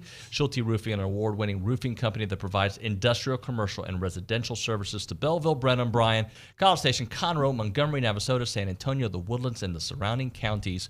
Go check them out. They are the bulletproof guarantee there at Schulte Roofing, the home of that. So we're going to get into it. Paul Ehring is here, coach from the track and field program. How are you, sir? I'm good. Thanks. Gold medal winner, Kenya, 1988. Yeah, that's correct. I'm going to have you a little closer to the mic. Okay. This is back-to-back days we've had a gold medalist in the studio, so it's pretty cool. We also have Kamar Ferguson. Hello, Kamar. Hello. And Bailey Goggins, I'm sorry, the mic situation isn't ideal. No, you're good. Hello. Hello, welcome to the program. Sam Whitmarsh, who I know has been here a few times. What's up, Sam? Howdy. Howdy. So let's get into it. First off, can I ask you about the 88 games and that whole experience and just how cool it was, please? Yeah, it was an amazing experience. As a freshman in college, going to that level, it was awesome. I didn't know what to do, but I learned as the hits and the Olympics progressed. Yeah, and you've been at A&M since August, I believe, right? July, August area. Yeah, that's right. How are you liking this run? Yeah, I love this place. I have great people here. I'm working with actually a very good crew that is in the studio right now. Yeah, this is a good crew. You work with these three right here. Yes. So Sam, we'll start with you now. You were the 800 SEC indoor champion last year. You're having a phenomenal run this year. Currently number 1 in the nation at the outdoor 800 meter. Ran number 8 time ever in the NCAAs. I mean, can we keep adding to your resume? Is that even still possible? I don't know. I'm just grateful. We're just trying to keep my feet one in front of the other every meet and just seeing what happens. So, and Bailey, I'll ask you. I think it's interesting because when you see number 1 and number 2 behind your rankings, what does it do? Is it like, oh, I got to keep this going? Does it allow kind of some of the team to kind of rest a little bit, or is it like, no, we got to keep going?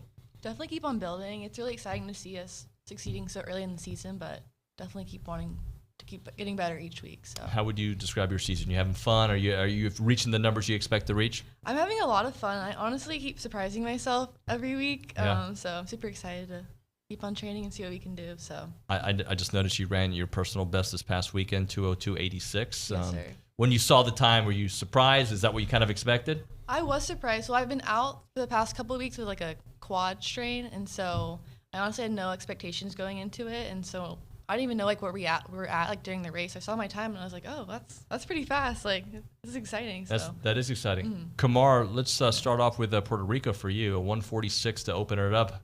That kind of set a tone, right? Yeah, it's very set a tone for me. It's like a training. My coach said, let's go out there around 600. Yeah. And then I feel like I could finish. So they say it's a great opportunity. Why not finish the race? Sam, talk to me a little bit about just the vibe in the program, because the last couple of years, it's been good years, but this is kind of a different feeling. I feel like the success is following the hard work. Yeah, it's really cool to see. It's been really awesome to be a part of. Our training group this year, I think, has been just really tight knit. We've had a lot of fun on the track, but at the same time, we've really been able to lock in and get things done when we need to. It's been great training with Coach Ehring. Overall, it's been a really fun year, and I think that's showing on the track as well. When you got here, Coach Ehring, what did you see right away about this program and where they could go? Yeah, I just looked at the people that I was going to work with, and the first thing I did actually was just tell them, I've worked with so many people. I think you guys are great. So let's get this thing going, and as soon as it starts rolling, you'll see what I mean by that. And one by one, I think they start seeing the results, and we're very excited on what's going on. But everything is just a step, one step at a time. And our goal, we have a goal, which is the conference championship coming, the national at the end, and that's then we can be able to sit down and evaluate what came out of all our endeavors. How different is it? And anybody can answer this with Coach here and his tutelage, the way he's sending you or getting you guys success or training you for success, I should say.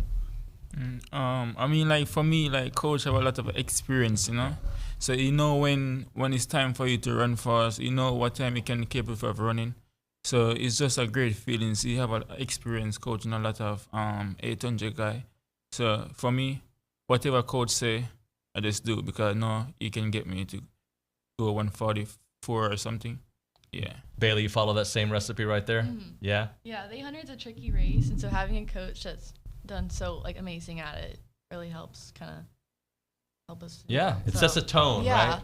Mm-hmm. Eric, we got about a minute and a half. I know you got some questions in the tank. Let's go. Yeah, I wish I could ask you guys a bunch, like 1,000 questions, but I'll just keep it really quick. We'll start with you, Sam. First of all, you're my dude. Great to have you in studio today. I wanted to ask you about the 1,500 because we know how great you are in the 800. Just talk a little bit about that transition, your range that you have, being able to run 144, also 340, and then now, how much different is it? How much do you feel and the confidence going into everything? Geez, well, thanks, Eric. Yeah, it's been a lot of fun trying to figure out the 1500. It's really weird hearing or coming through 800 and not being done and realizing I still have 700 left to run. Trying to figure that out has been a little bit of a challenge, but I think that's what's made it fun. It's really cool to have had a little success in that, and it's just something I'm super grateful for, and I'm excited to keep exploring in the years to come. Eric, we got 45 seconds. Try to get one more in. Yeah, Bailey, Kamar, I guess both these questions can go to y'all. I mean, how's the transition been working under Airing this year? Kamar, of course, this is your first year under the program, and then Bailey, you were injured last year, and you're doing really good. So, I really love this year. I feel like I've kind of figured out how to train, and so like where I can stay healthy for a consistent amount of time. So just being able to do that, I've just been able to finally get on the track this year. So it's been super great. So. Kamar, we got about 10 seconds. It's been good for you as well, though. Yeah, it's pretty good for me. It's my first year, so I experienced a lot of stuff. I just have to stay focused and just do my best, I feel like the timekeeper here. This was great. I wish it was a longer segment. Thank you very much for all of you coming in. Appreciate that. We'll do it again, but this time we'll do it at the top of the hour instead of the bottom of the hour. Thank you for having us. Thank you. Thank you. And thank you to Schulte Roofing. We'll come back with Recruiting Country and Ryan Brauninger next on TexAgs Radio.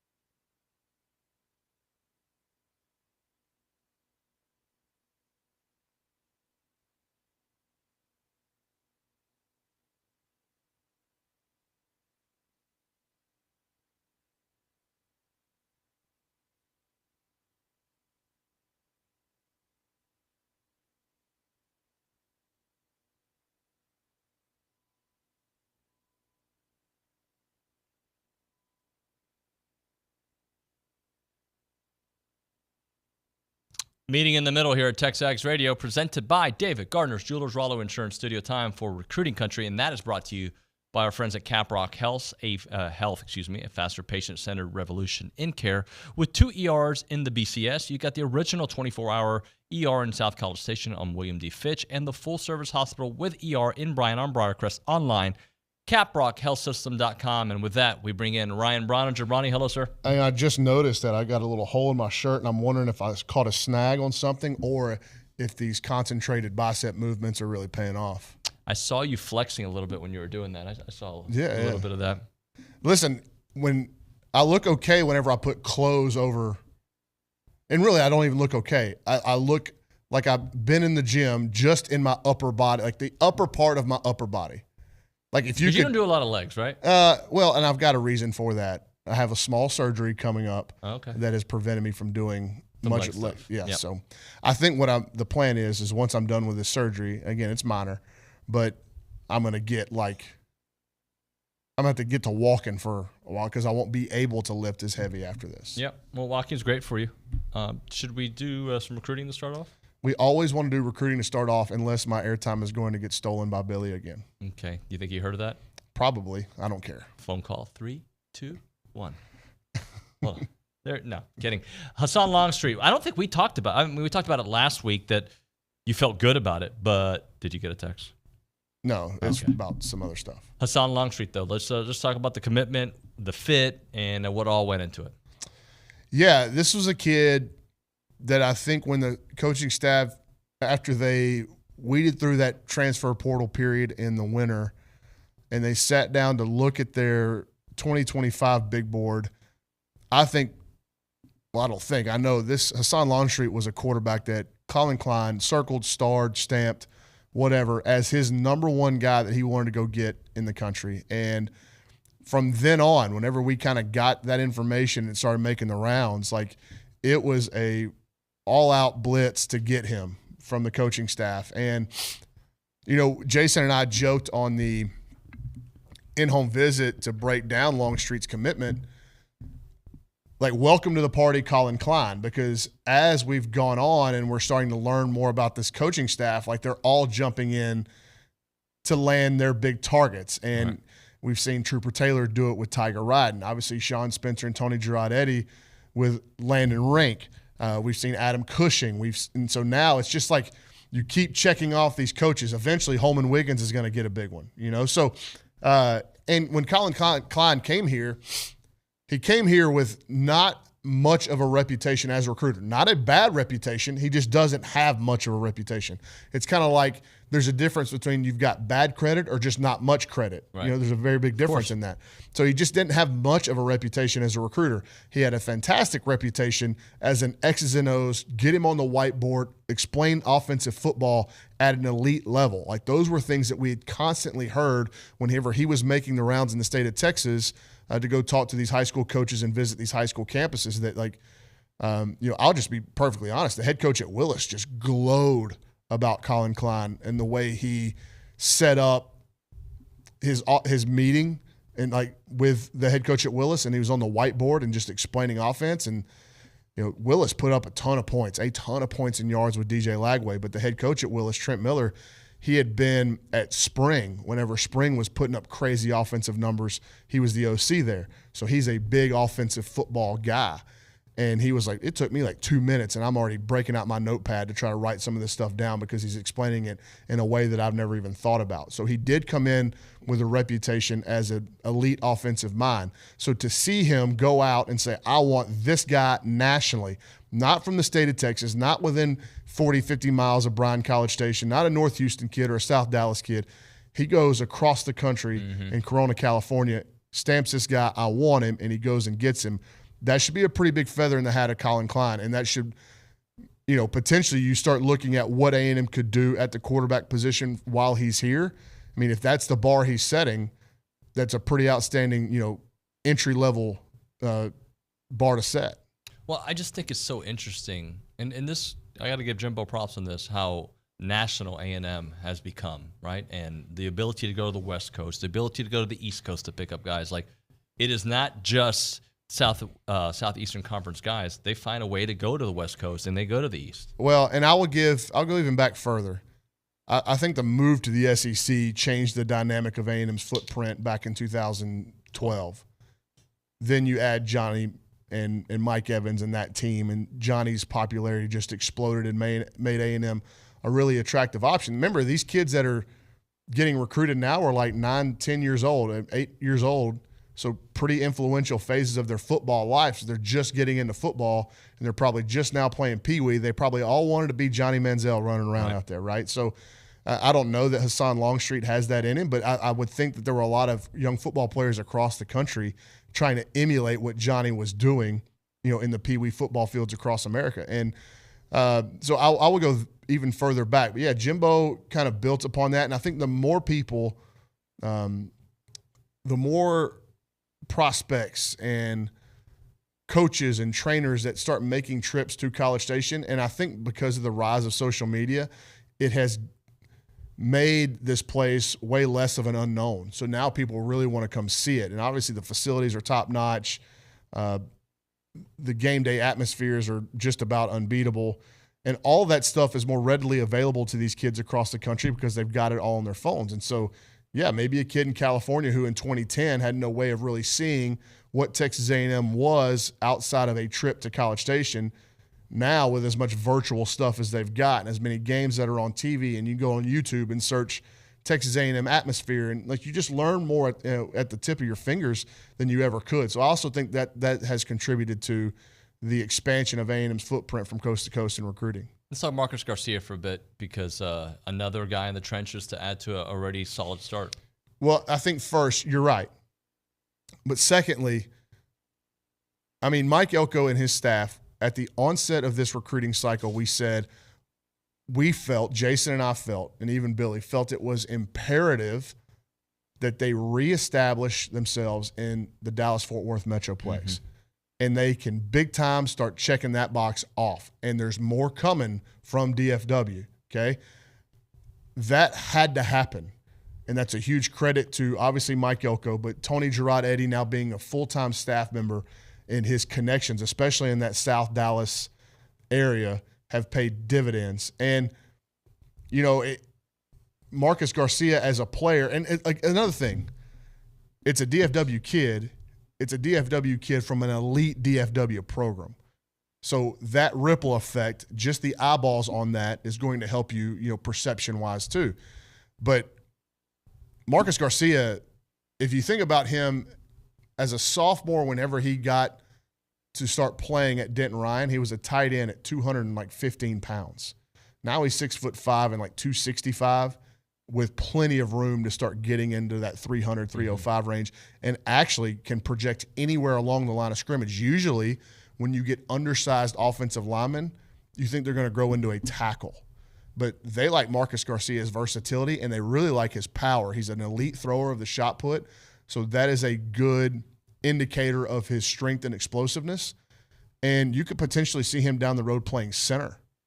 He's got that skill set, and he's got that mind for the game. And I would think that Adam Cushing, these guys that they're going to get in this class have been specifically targeted by Adam Cushing. And we have gone over so much the offensive line class in the state that it was going to be very interested, we said, to start combing through this and see who's getting the big pushes. Out of all these offers they've got out in state, who would they accept commitments from? And we're starting to understand that better as the weeks go on. And look, they're on the verge of continuing to add to that group, we believe.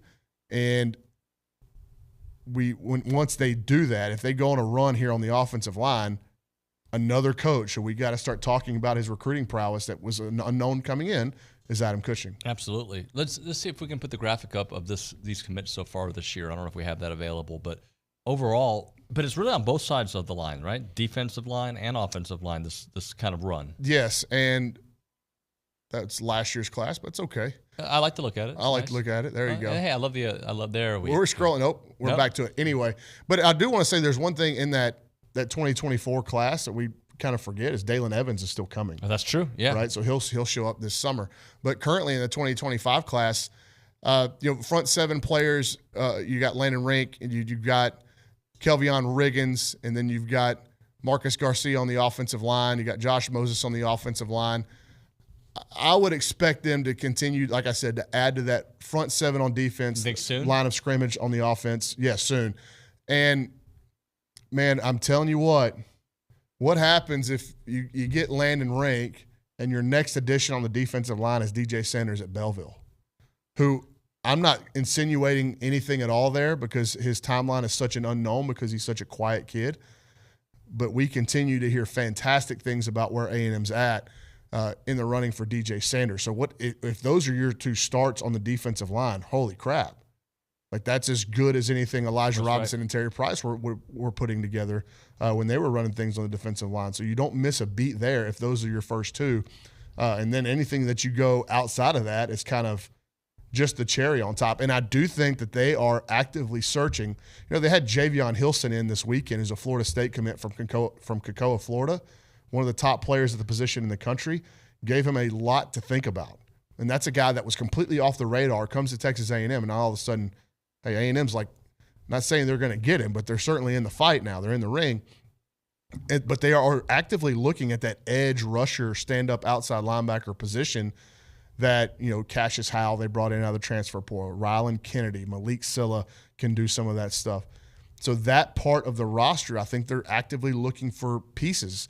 And Max Granville's a kid in state who very much fits that mold. Kamar Morgan is a defensive end in the DFW area, that kind of that long-rangey Malik Silla type body.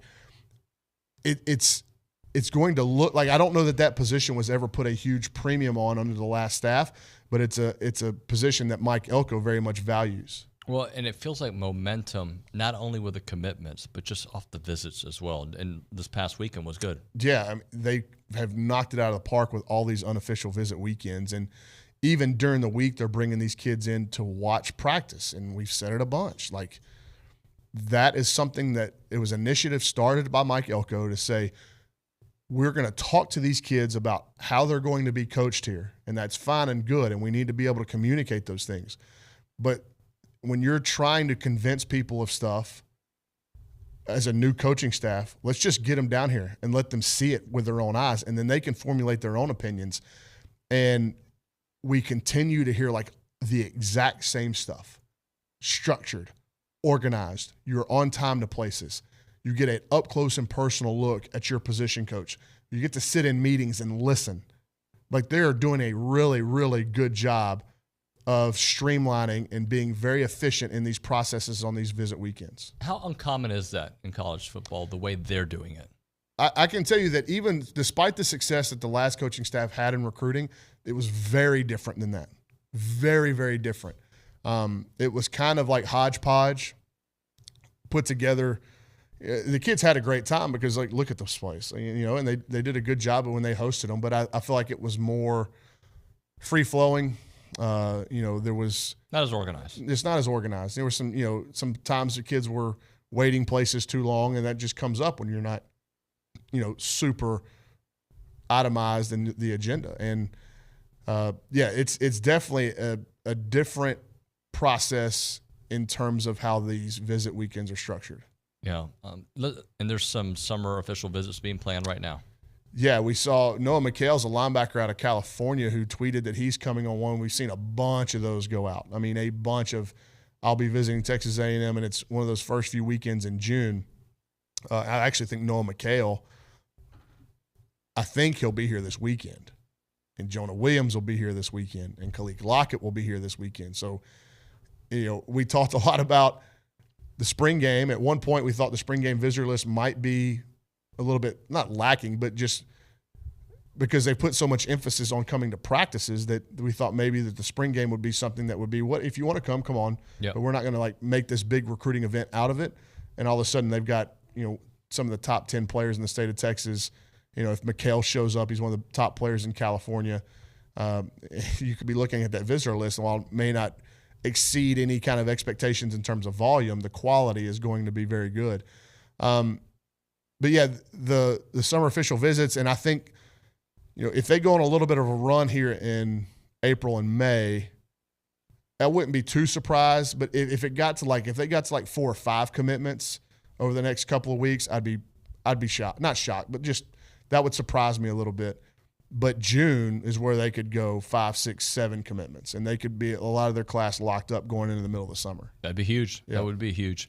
Let's talk about some portal positions of need because it opened up. Was it yesterday? Yeah, yesterday it opened up, and there's a lot of chatter. And they've had offers go out, right? And you've seen the defensive lineman from Kent State report an offer. You've seen the defensive lineman from Rutgers report an offer. A&M's in on Keandre Lambert-Smith, a wide receiver out of Penn State, wide receiver out of Houston, Sam Brown.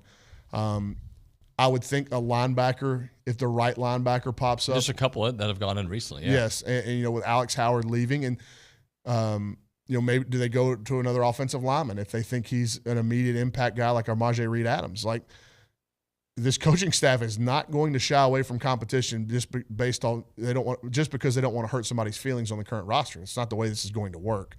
And we said that there were going to be guys coming in with that transfer class.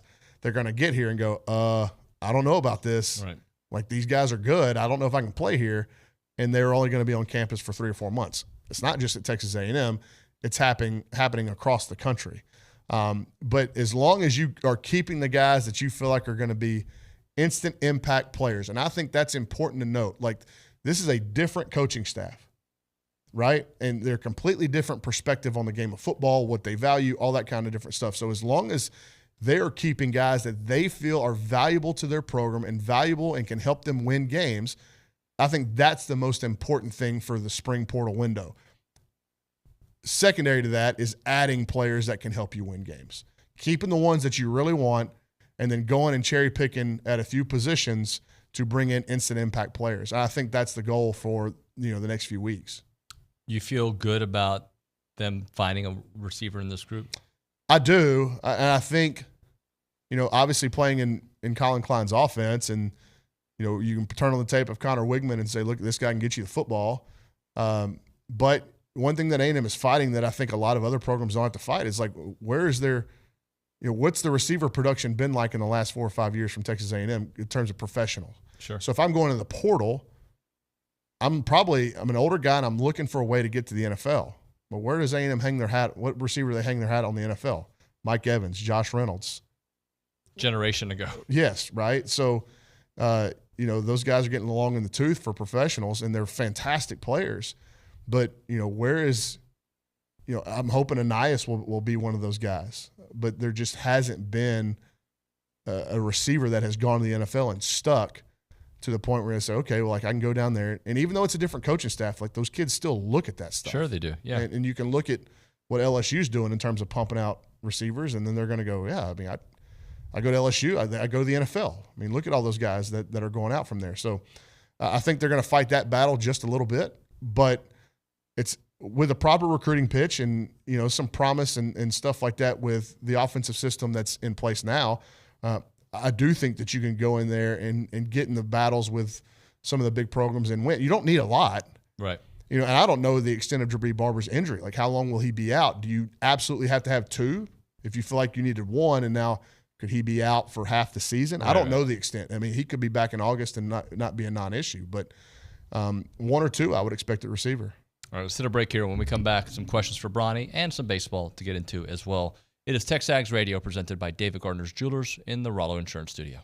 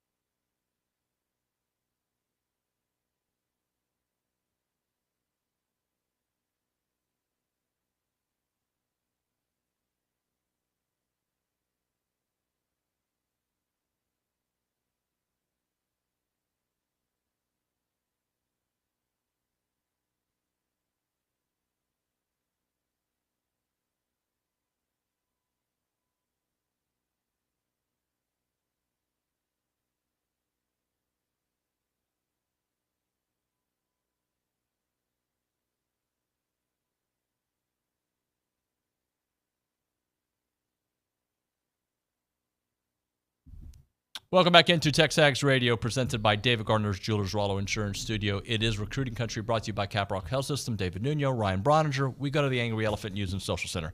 Eric Casares, some people have been sending some questions in. Let us know. Yep, Lou and Brian said, any update on Bryson Jones, wide receiver out of Frisco? To me, he's a top wide receiver in the state.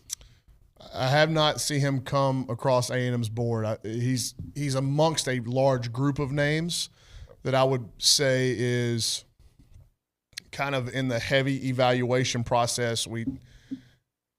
It's one of the guys like, okay, like who's going to get pushes, and I think I'd put him in that group. What else? What's up with Terry Bussey? Or is that how you say it, Bussey? Yeah, Bussey. Nothing. He's signed and he's going to enroll this summer. Yeah, he's just not a spring enrollee. And then Chris in Somerville said, is the Lockett recruit part of the Lockett family that had a pipeline to Kansas State? I don't know if Khalil Lockett is related. That's a better question for Jason Howell, and I probably should know that. I do know that Khalil Lockett has family ties to Texas A&M. His grandmother was a tutor and a professor here for a long time, and so he grew up coming to Kyle Field and watching games, but I do not know. I'm sure if Jason is listening, he may text me during the segment, but I don't know if he's got a family line to the Locketts that went to K-State. Hey, not that I expect you have done a lot of research on these receivers in the portal, but do you know much about Sam Brown? He's really good. Yeah, his numbers are fantastic. Yeah, he had better numbers than Matthew Golden, who was a prize commit out of the portal for Texas. I think he's from Georgia. Okay, if I'm not mistaken, and he transferred there from West Virginia. So I think he went West Virginia to Houston. Now he's back in the transfer portal, which used to be crazy to say, but now it's coming, pretty regular. Yeah, I'm not going to comment. I feel like the old man of the clouds again. Transition to baseball for a few minutes. Just another taking care of business afternoon there at the ballpark. You got Jace doing his thing, everybody doing their thing. Yeah, first of all, I want to commend Air Force and the respect they showed to General Welsh whenever he went out there to throw the first pitch. The respect they showed to A&M doing the war hymn after the game. How they played the game, how their head coach interacted with his team, even when they were getting their doors blown off. I was extremely impressed. And Jim Schlossnagle even said in his postgame, it's like you're honored to share the field with a team that does things like that. And it was like it gave me goosebumps to watch them stand and salute during the national anthem and then have the flyover. That was so stinking cool. And, I thought A&M, once the first pitch was thrown, they were really good. And I thought, Weston Moss was just okay. They continue to search for that fourth starter. Brad Rudis gave up only his second run of the year. Right. Brock Peary had a great outing. And then you started throwing guys on the mound who haven't pitched. Jet Johnston, I think that was his first outing in an A&M uniform. Caden Wilson he had thrown one inning. And those are both kids. Jet Johnston was up to 94. Caden Wilson has been up to 97 in the past, and he's coming off of an injury. So I think that was a really encouraging sign for the depth of the pitching staff. And then offensively, you got to get a lot of guys in the game. We saw a little glimpse of the potential of Jack Bell, which is why he's so intriguing of a player. And you really hope, maybe he keeps playing well and they get him more spots, find more spots to get him in this year. But man, you love him as a future infielder in this program. I obviously loved to see Targach come off the bench, had a double and a sac fly. Jace, when you hang two breaking balls up there to him, dude, watch out. You just paint you're asking for it. And it's another really just fun night at the ballpark. Had a big double from Schott. Teddy Burton had a pair of hits. And Max Coffer comes in and catches a really good game and has a single and gets on base, gets hit by a pitch. So Hank Bard comes off the bench and peppers a single. It was just as complete and thorough a performance as you could ask for in a midweek. And I think it highlights once again the maturity of this ball club, because on Monday, everybody in the college baseball world was talking about what? A&M being number one in the country. And they just beat up Vanderbilt 36-6. Yep. And there's so much hype. And then you've got to go out there and play an Air Force team that's coming off winning 2 out of 3 against Dallas Baptist. And they're pretty good. Air Force is not bad. They're pretty good. I think they're 8-5 or 8-6 or whatever, 10-6 in the Mountain West. I can't remember what their record is, but they have a winning record in their league. And they've got some players, they're top 4 in the order. I think they were all hitting around 300. I know Jay Thomason, their 3-hole hitter, was like 330 or 340 with 11 home runs. And so much like UTSA the week prior, like if you don't come out and play, you can lose the game.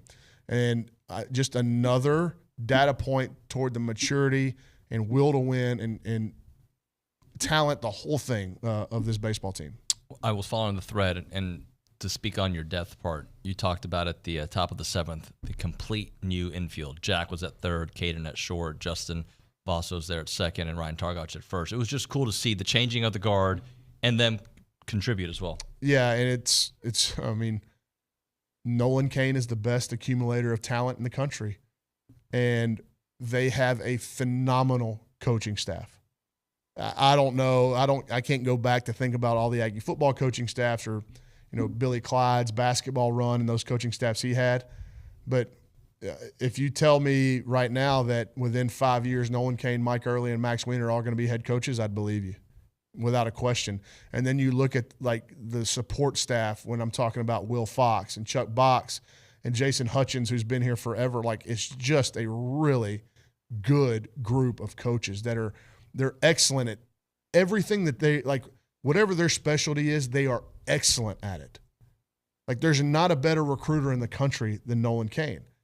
I don't know that there's as good of a hitting coach as Michael Early. Like, Josh Elander at Tennessee, those volunteer teams have put up massive offensive numbers, but Michael Early would be right there near the top. And then for Max Weiner to make his college baseball introduction in the way that he has and completely do a 180 on this pitching staff, that has been the story of the season. We knew the offense had a chance to be pretty special.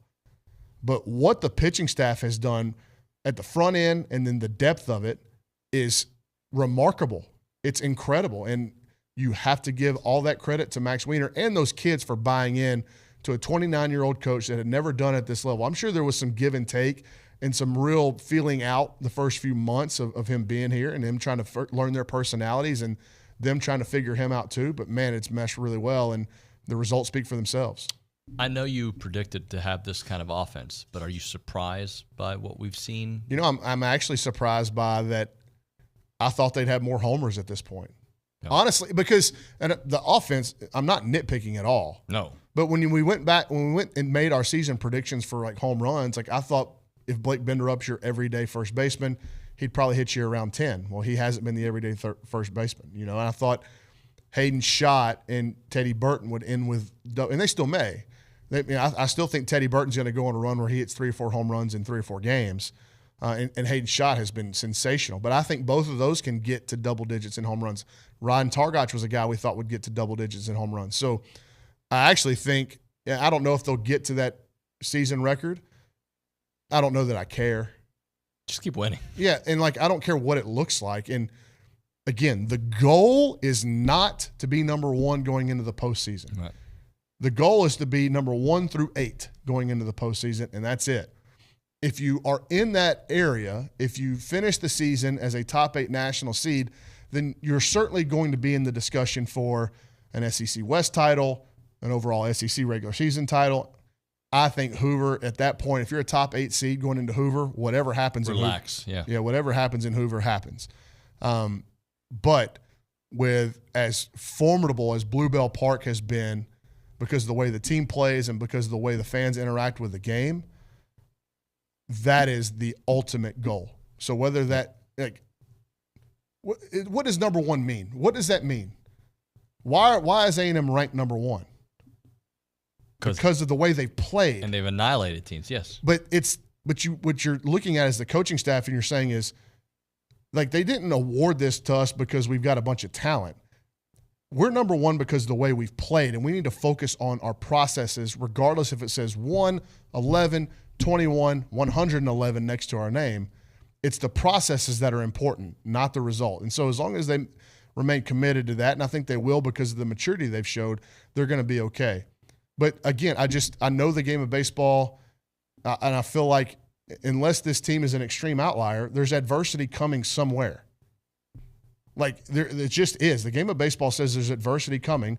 How they respond to that now as we get toward the back half of the season to right the ship if that goes off track for any fair amount of time, to get it righted before the postseason will be really important. Thank you, Bronny. Yep. All right, let's hit a break here. When we come back on TexAgs Radio, Kendall Rodgers, D1 Baseball, get his perspective on all things happening in college baseball. Texas getting trounced, the ACC having a rough game, and, of course, our Texas Aggies. Right now, the future of medicine at QC Kinetics. They are the nation's leader in the most exciting revolution in pain management and that we've ever seen, really in decades, to be honest with you. Regenerative medicine. So if you're tired of achy joints, if your joint pain is keeping you from doing what you want to do, love to do, have to do, then you need to reach out to QC Kinetics right now because surgery, steroids, drugs are no longer your best options. QC Kinetics is transforming lives with innovative treatments, delivering lasting results. That's what they do. They want to take care of you with a shot, not with a knife. That's how they've been doing it. They want to use natural biologics, using your own body's power to repair and restore that damaged tissue. And they're led by their medical director, Dr. Mitchell Scheinkup, who is a pioneer in the field with 20 years of clinical work and tons of research. He wants to get you moving once again. QC Kinetics is the place to call, and you can learn more about this exciting option for you.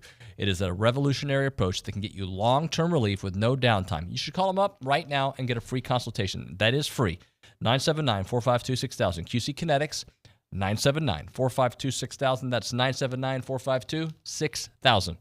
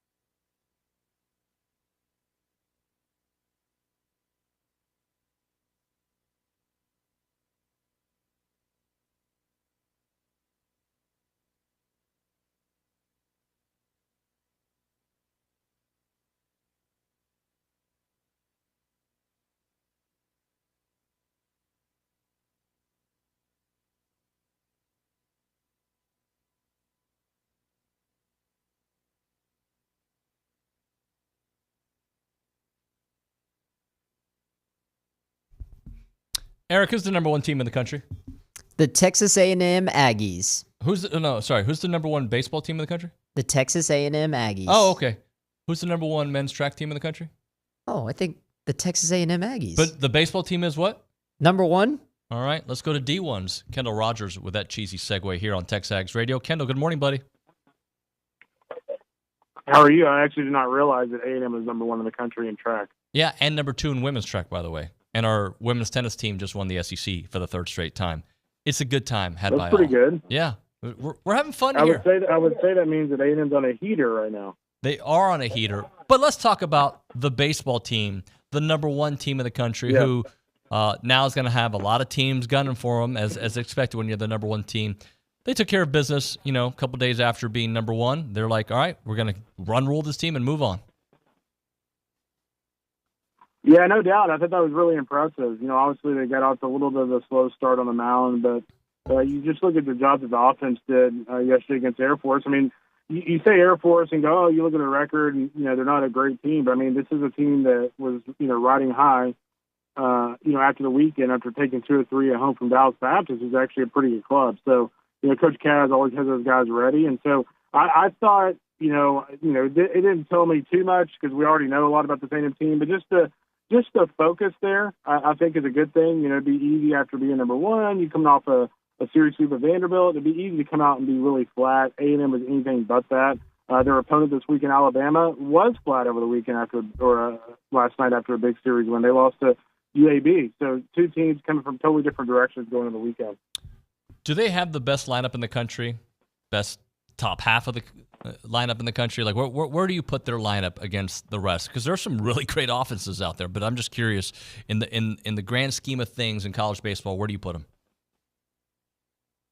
Yeah, I mean, I still think like the instant impact power, just top to bottom, is probably a little greater with Tennessee. But I mean, they're really close. I mean, the thing about A&M, and I kind of wrote about this today. The thing about A&M that's really interesting is I thought the Saturday game against Vanderbilt was very illuminating because Jace and Braden both went 0 for 6, overall went 0 for 6, and yet A&M still was a hit away from run ruling Vanderbilt. And so the fact that those 2 guys can go 0 for, and you're still getting that kind of offensive production is actually a really good development. Like if I'm Jim Schlossnagle, like I never want my star players going 0 for, but if there was one night you're okay with it, it's that one because that shows you that, hey, you may not want that to be a recurring theme, but you know what? If it does happen randomly, then you got guys that can pick you up. I think Jack Stafel's done a really nice job. Havey Shot, obviously. I actually really like Travis Chestnut at the bottom of that lineup. I think he's kind of a jitterbug type of player who just relishes the moment and loves to make things happen. Teddy Burton, we mentioned this coming in the year, but, he's been around the block. He's got a lot of college at-bats. And so, I think, maybe Tennessee may have more kind of like wow up and down the lineup, but A&M might actually have the better just balance and overall lineup. It's close, though. How about Chris Cortez and this version of him we've been getting the last few times we've seen him out there on the mound? Well, my first suggestion would be to knock on wood. My second take on this would be that Max Wiener's done a really nice job with him. Chris is one of those guys that, mentally he's got to be very tough because it cannot be easy. The last 2 years, we all kind of expected Cortez to be like that dude, and he was not that dude. This year, gets off to a little bit of a slow start, and he did not deviate from a mental standpoint. He stayed locked in, and that's really paid off for him. I'll say this. I go back to the Florida series when he came out of the bullpen. I thought his stuff when he came out of the bullpen that series was probably the best I've ever seen from him, and frankly, some of the best stuff I've seen all year. I mean, the changeup was wide out. The slider was just ridiculous. The fastball was, up to 101. I think it was up to 101 in Gainesville that weekend. So, I mean, it has always been there, but I think all of the stuff across the board is more crisp. And, again, that's the thing about A&M. When you compare A&M to Arkansas, 3 weeks ago, I think you'd go, hey, Arkansas has a big advantage in the bullpen. I don't think they do anymore. I think when you look at the emergence of Cortez, you look at Evan, you look at Rudis, Stewart, Sadeo. The thing I really like about A&M's bullpen, Nuño, is the fact that they have so many different looks. I mean, they'll come at you with Cortez, and then all of a sudden Brad Rudis is in there with that arm slot, and then you go to Evan. It's just 3 entirely different looks, and when you have that, and when you have guys that can command the zone, it's a deadly combo. Talking to Kendall Rodgers here on TexAgs Radio. How about Jace Lavalette kind of finding his form once again? Not that it was lost or anything, but, like his average is back over 300. He's hitting home runs again, just kind of doing what we expected. Yeah, it's funny. I think his average actually in conference got down to like 240 or 250 or something like that. Now it's back over 280. So, I mean, he's kind of locked back in. The power's always been there. But, I mean, again, if he's locked in and Braden's locked in and Schloss put this perfectly over the weekend, the result is what you saw Friday night. It's just total annihilation of a good baseball team. So, I hate to throw just crazy expectations on this team, but at this point, somebody asked me this morning. At this point, when you look at A&M's team, the expectation with this club is not only to get to Omaha. The expectation at this point in the season is to win the national championship. And I know it's kind of crazy to say, considering A&M has not won a national championship in baseball. But at this point, this is what this team's goal is. It's not hosting a Super. It's not even getting to Omaha. The goal with this team, with how good they are, is to win the national championship. Kendall, is David Pierce gonzo at the end of the year? That's my read on things. I mean, here's the deal. I mean, they already had some kind of tumultuous stuff going on earlier in the year with Philip Miller stepping down, for quote-unquote personal reasons. You had him stepping down. You've had all the staff turnover the last few years. You had Sean Allen, who was the assistant coach of the year a couple of years ago, get fired the next year, and now he's at Ohio State. So I think when you look at all those things like that, combined with the fact they're struggling, and by the way, if you look ahead to next year, they won't have Jalen Flores, they won't have Jared Thomas, they won't have LeBaron Johnson, and oh, by the way, there's also plenty of rumors out there that some of their better younger guys will hit the portal. It's just not a very good situation. So I think they will make a move. I did tell you a few weeks ago that I thought that they would make a run at Schloss. I don't think that one's happening. I don't think I'm giving anybody breaking news here, but I don't think that was happening at this point. So the question would be, who does Texas go after? I think they would have some really good options, but they've had really good options before, and they were unable to capitalize. But yeah, I think they will be making a coaching change in the year, barring a surprise and barring a huge run. I mean, at the end of the day, David Pierce has done this before. Right? They struggled, and all of a sudden, the last month of the season, they figure it out. They go on a roll. And let's not forget, the Big 12 is not very good this year. So there is a run available. I don't think that team's doing it, but there is a run available. Kendall, back to the Schloss comment you just made. Why would he, right? I feel like he's going to get his stadium. He's got all the talent in the world. He's got the infrastructure. He, by all accounts, seems happy. So to me, it's move on, Texas. Yeah, I will say this. I mean, here is the deal I will say, and this is kind of this is my directive to Trev Alberts, but, I was at the series over the weekend against Vanderbilt, and we can go back in time and talk about the really stupid decision to decrease the capacity. But, over the weekend, I was behind home plate trying to get radar readings, and I was 5 deep behind people in the concourse. And so my thing with the ballpark is, the ballpark itself is okay, but they definitely need to get on their horse in terms of attendance. I mean, they're leaving money on the table, not expanding that thing to 10, 11, 12,000. I agree with Jim. There's no reason why that ballpark should hold, 5,000 or 6,000 less than Baum Stadium. I see that Nick Kurtz hit his 14th home run in 10 games for Wake Forest, although Wake Forest lost again.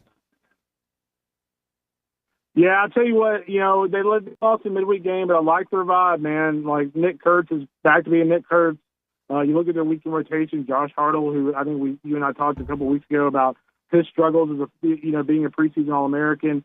He's finally starting to kind of get in a groove, and so they're heating up, and they got a huge series this weekend against Florida State. That's fascinating to me. I think we'll find out kind of where Wake is, but yeah, they're playing a lot better. Last night's game was standing. Well, the ACC in general, didn't they struggle yesterday? Well, they lost 7. The ACC and the Big 12 took it on the chin a little bit yesterday. They lost 7 games out of the ACC last night. Goodness gracious. Texas Tech looking like a pretty good team again?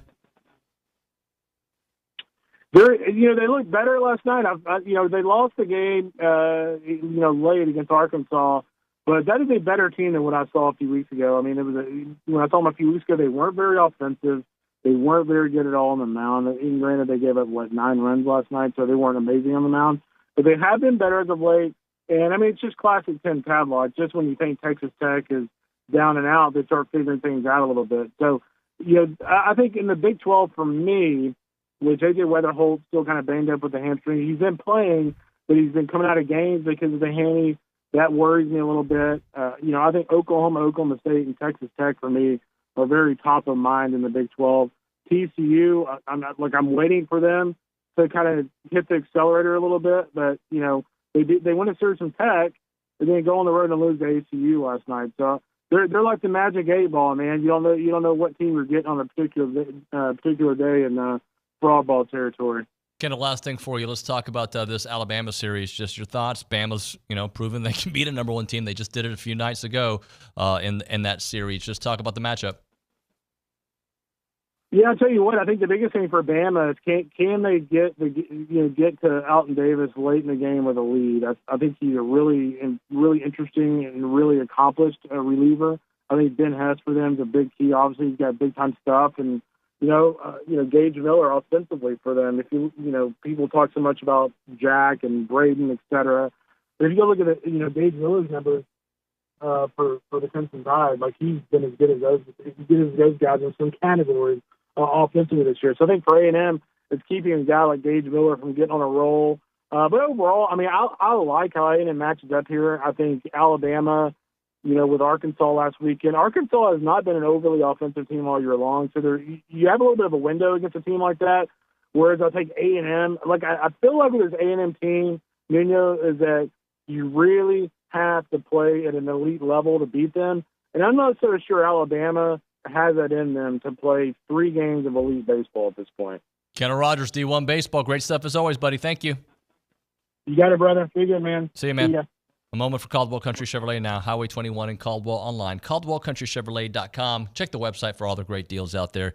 If you've purchased a vehicle there from Caldwell Country Chevrolet, the entire experience is going to be great. It's going to be awesome, right? You go there, you're going to be greeted by a great staff. You're going to get a great trade-in value for your current vehicle. You're going to get a great price on your vehicle.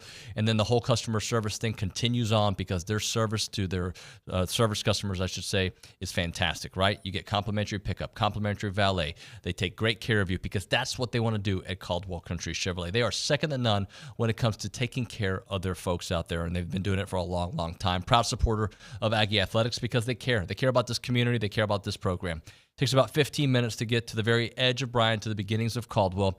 Short conversation away, but you'll see the difference when you step on the lot and do business with the great people there at Caldwell Country Chevrolet. Highway 21 in Caldwell. Online, CaldwellCountryChevrolet.com.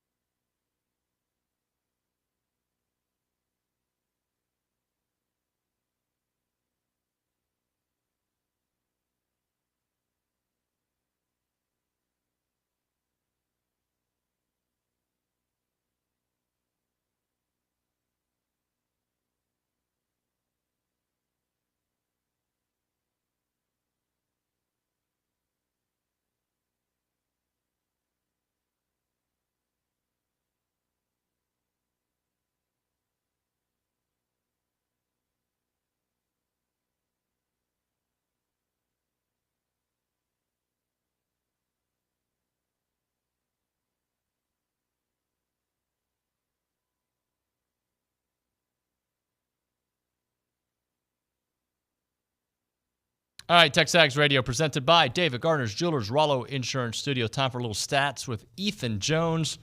What jerseys today? Will Anderson. Will Anderson. I feel like I've wore this before. I'm running out of jerseys. I'm rerunning stuff now. I need to buy some more. You're of the age that can wear jerseys. It's all good. Yeah, for like 5 more years maybe. Olin Buchanan, can he wear a jersey? I don't know. I probably should have commented on that. I don't think I I'd should. be careful with Olin. Yeah, I think so. He might throw out his back trying to hurt you. Yeah. Just kidding. Let's get into it. What stats do you have for us? Because I know we're going to look at kind of Arkansas, A&M, 2 teams that one is the current number one. One was the number one. Yeah, we're going to compare A&M to Arkansas, Kentucky, and Tennessee because we have 4 teams in the top 4. So let's look at the stats comparison. First, offense. We'll start with batting average. The best out of those 4 teams is Tennessee with a .334 batting average, but A&M's number 2 with a .311. Slugging, once again, Tennessee's top with a .665 slugging percentage.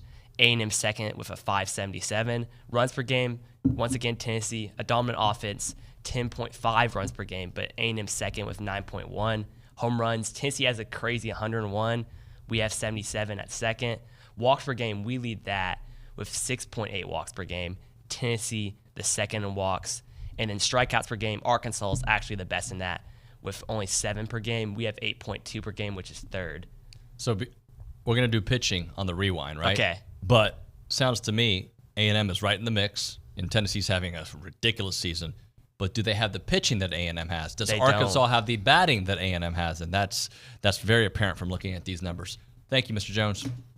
Actually, let's just call you Ethan. Yeah, I know the other Mr. Jones. We're talking about how I'm young. Yeah, we can't call me Mr. Jones yet. All right, that's going to do it for TexAgs Radio here on a Wednesday. Tomorrow on the program, the Fan Show guys will be here. Brian Corton will come by studio. We'll chit-chat with him. Aaron Torres. I know we got some other madness planned for you. That's going to do it. My thanks to Coach Henry and all of our great guests, Trisha Ford, the track team basically coming in here. That was awesome. Olin Buchanan, Kendall, Rodgers, Ryan Brauninger, you name it. It was a great show. Johnny Harris. We will see you all mañana.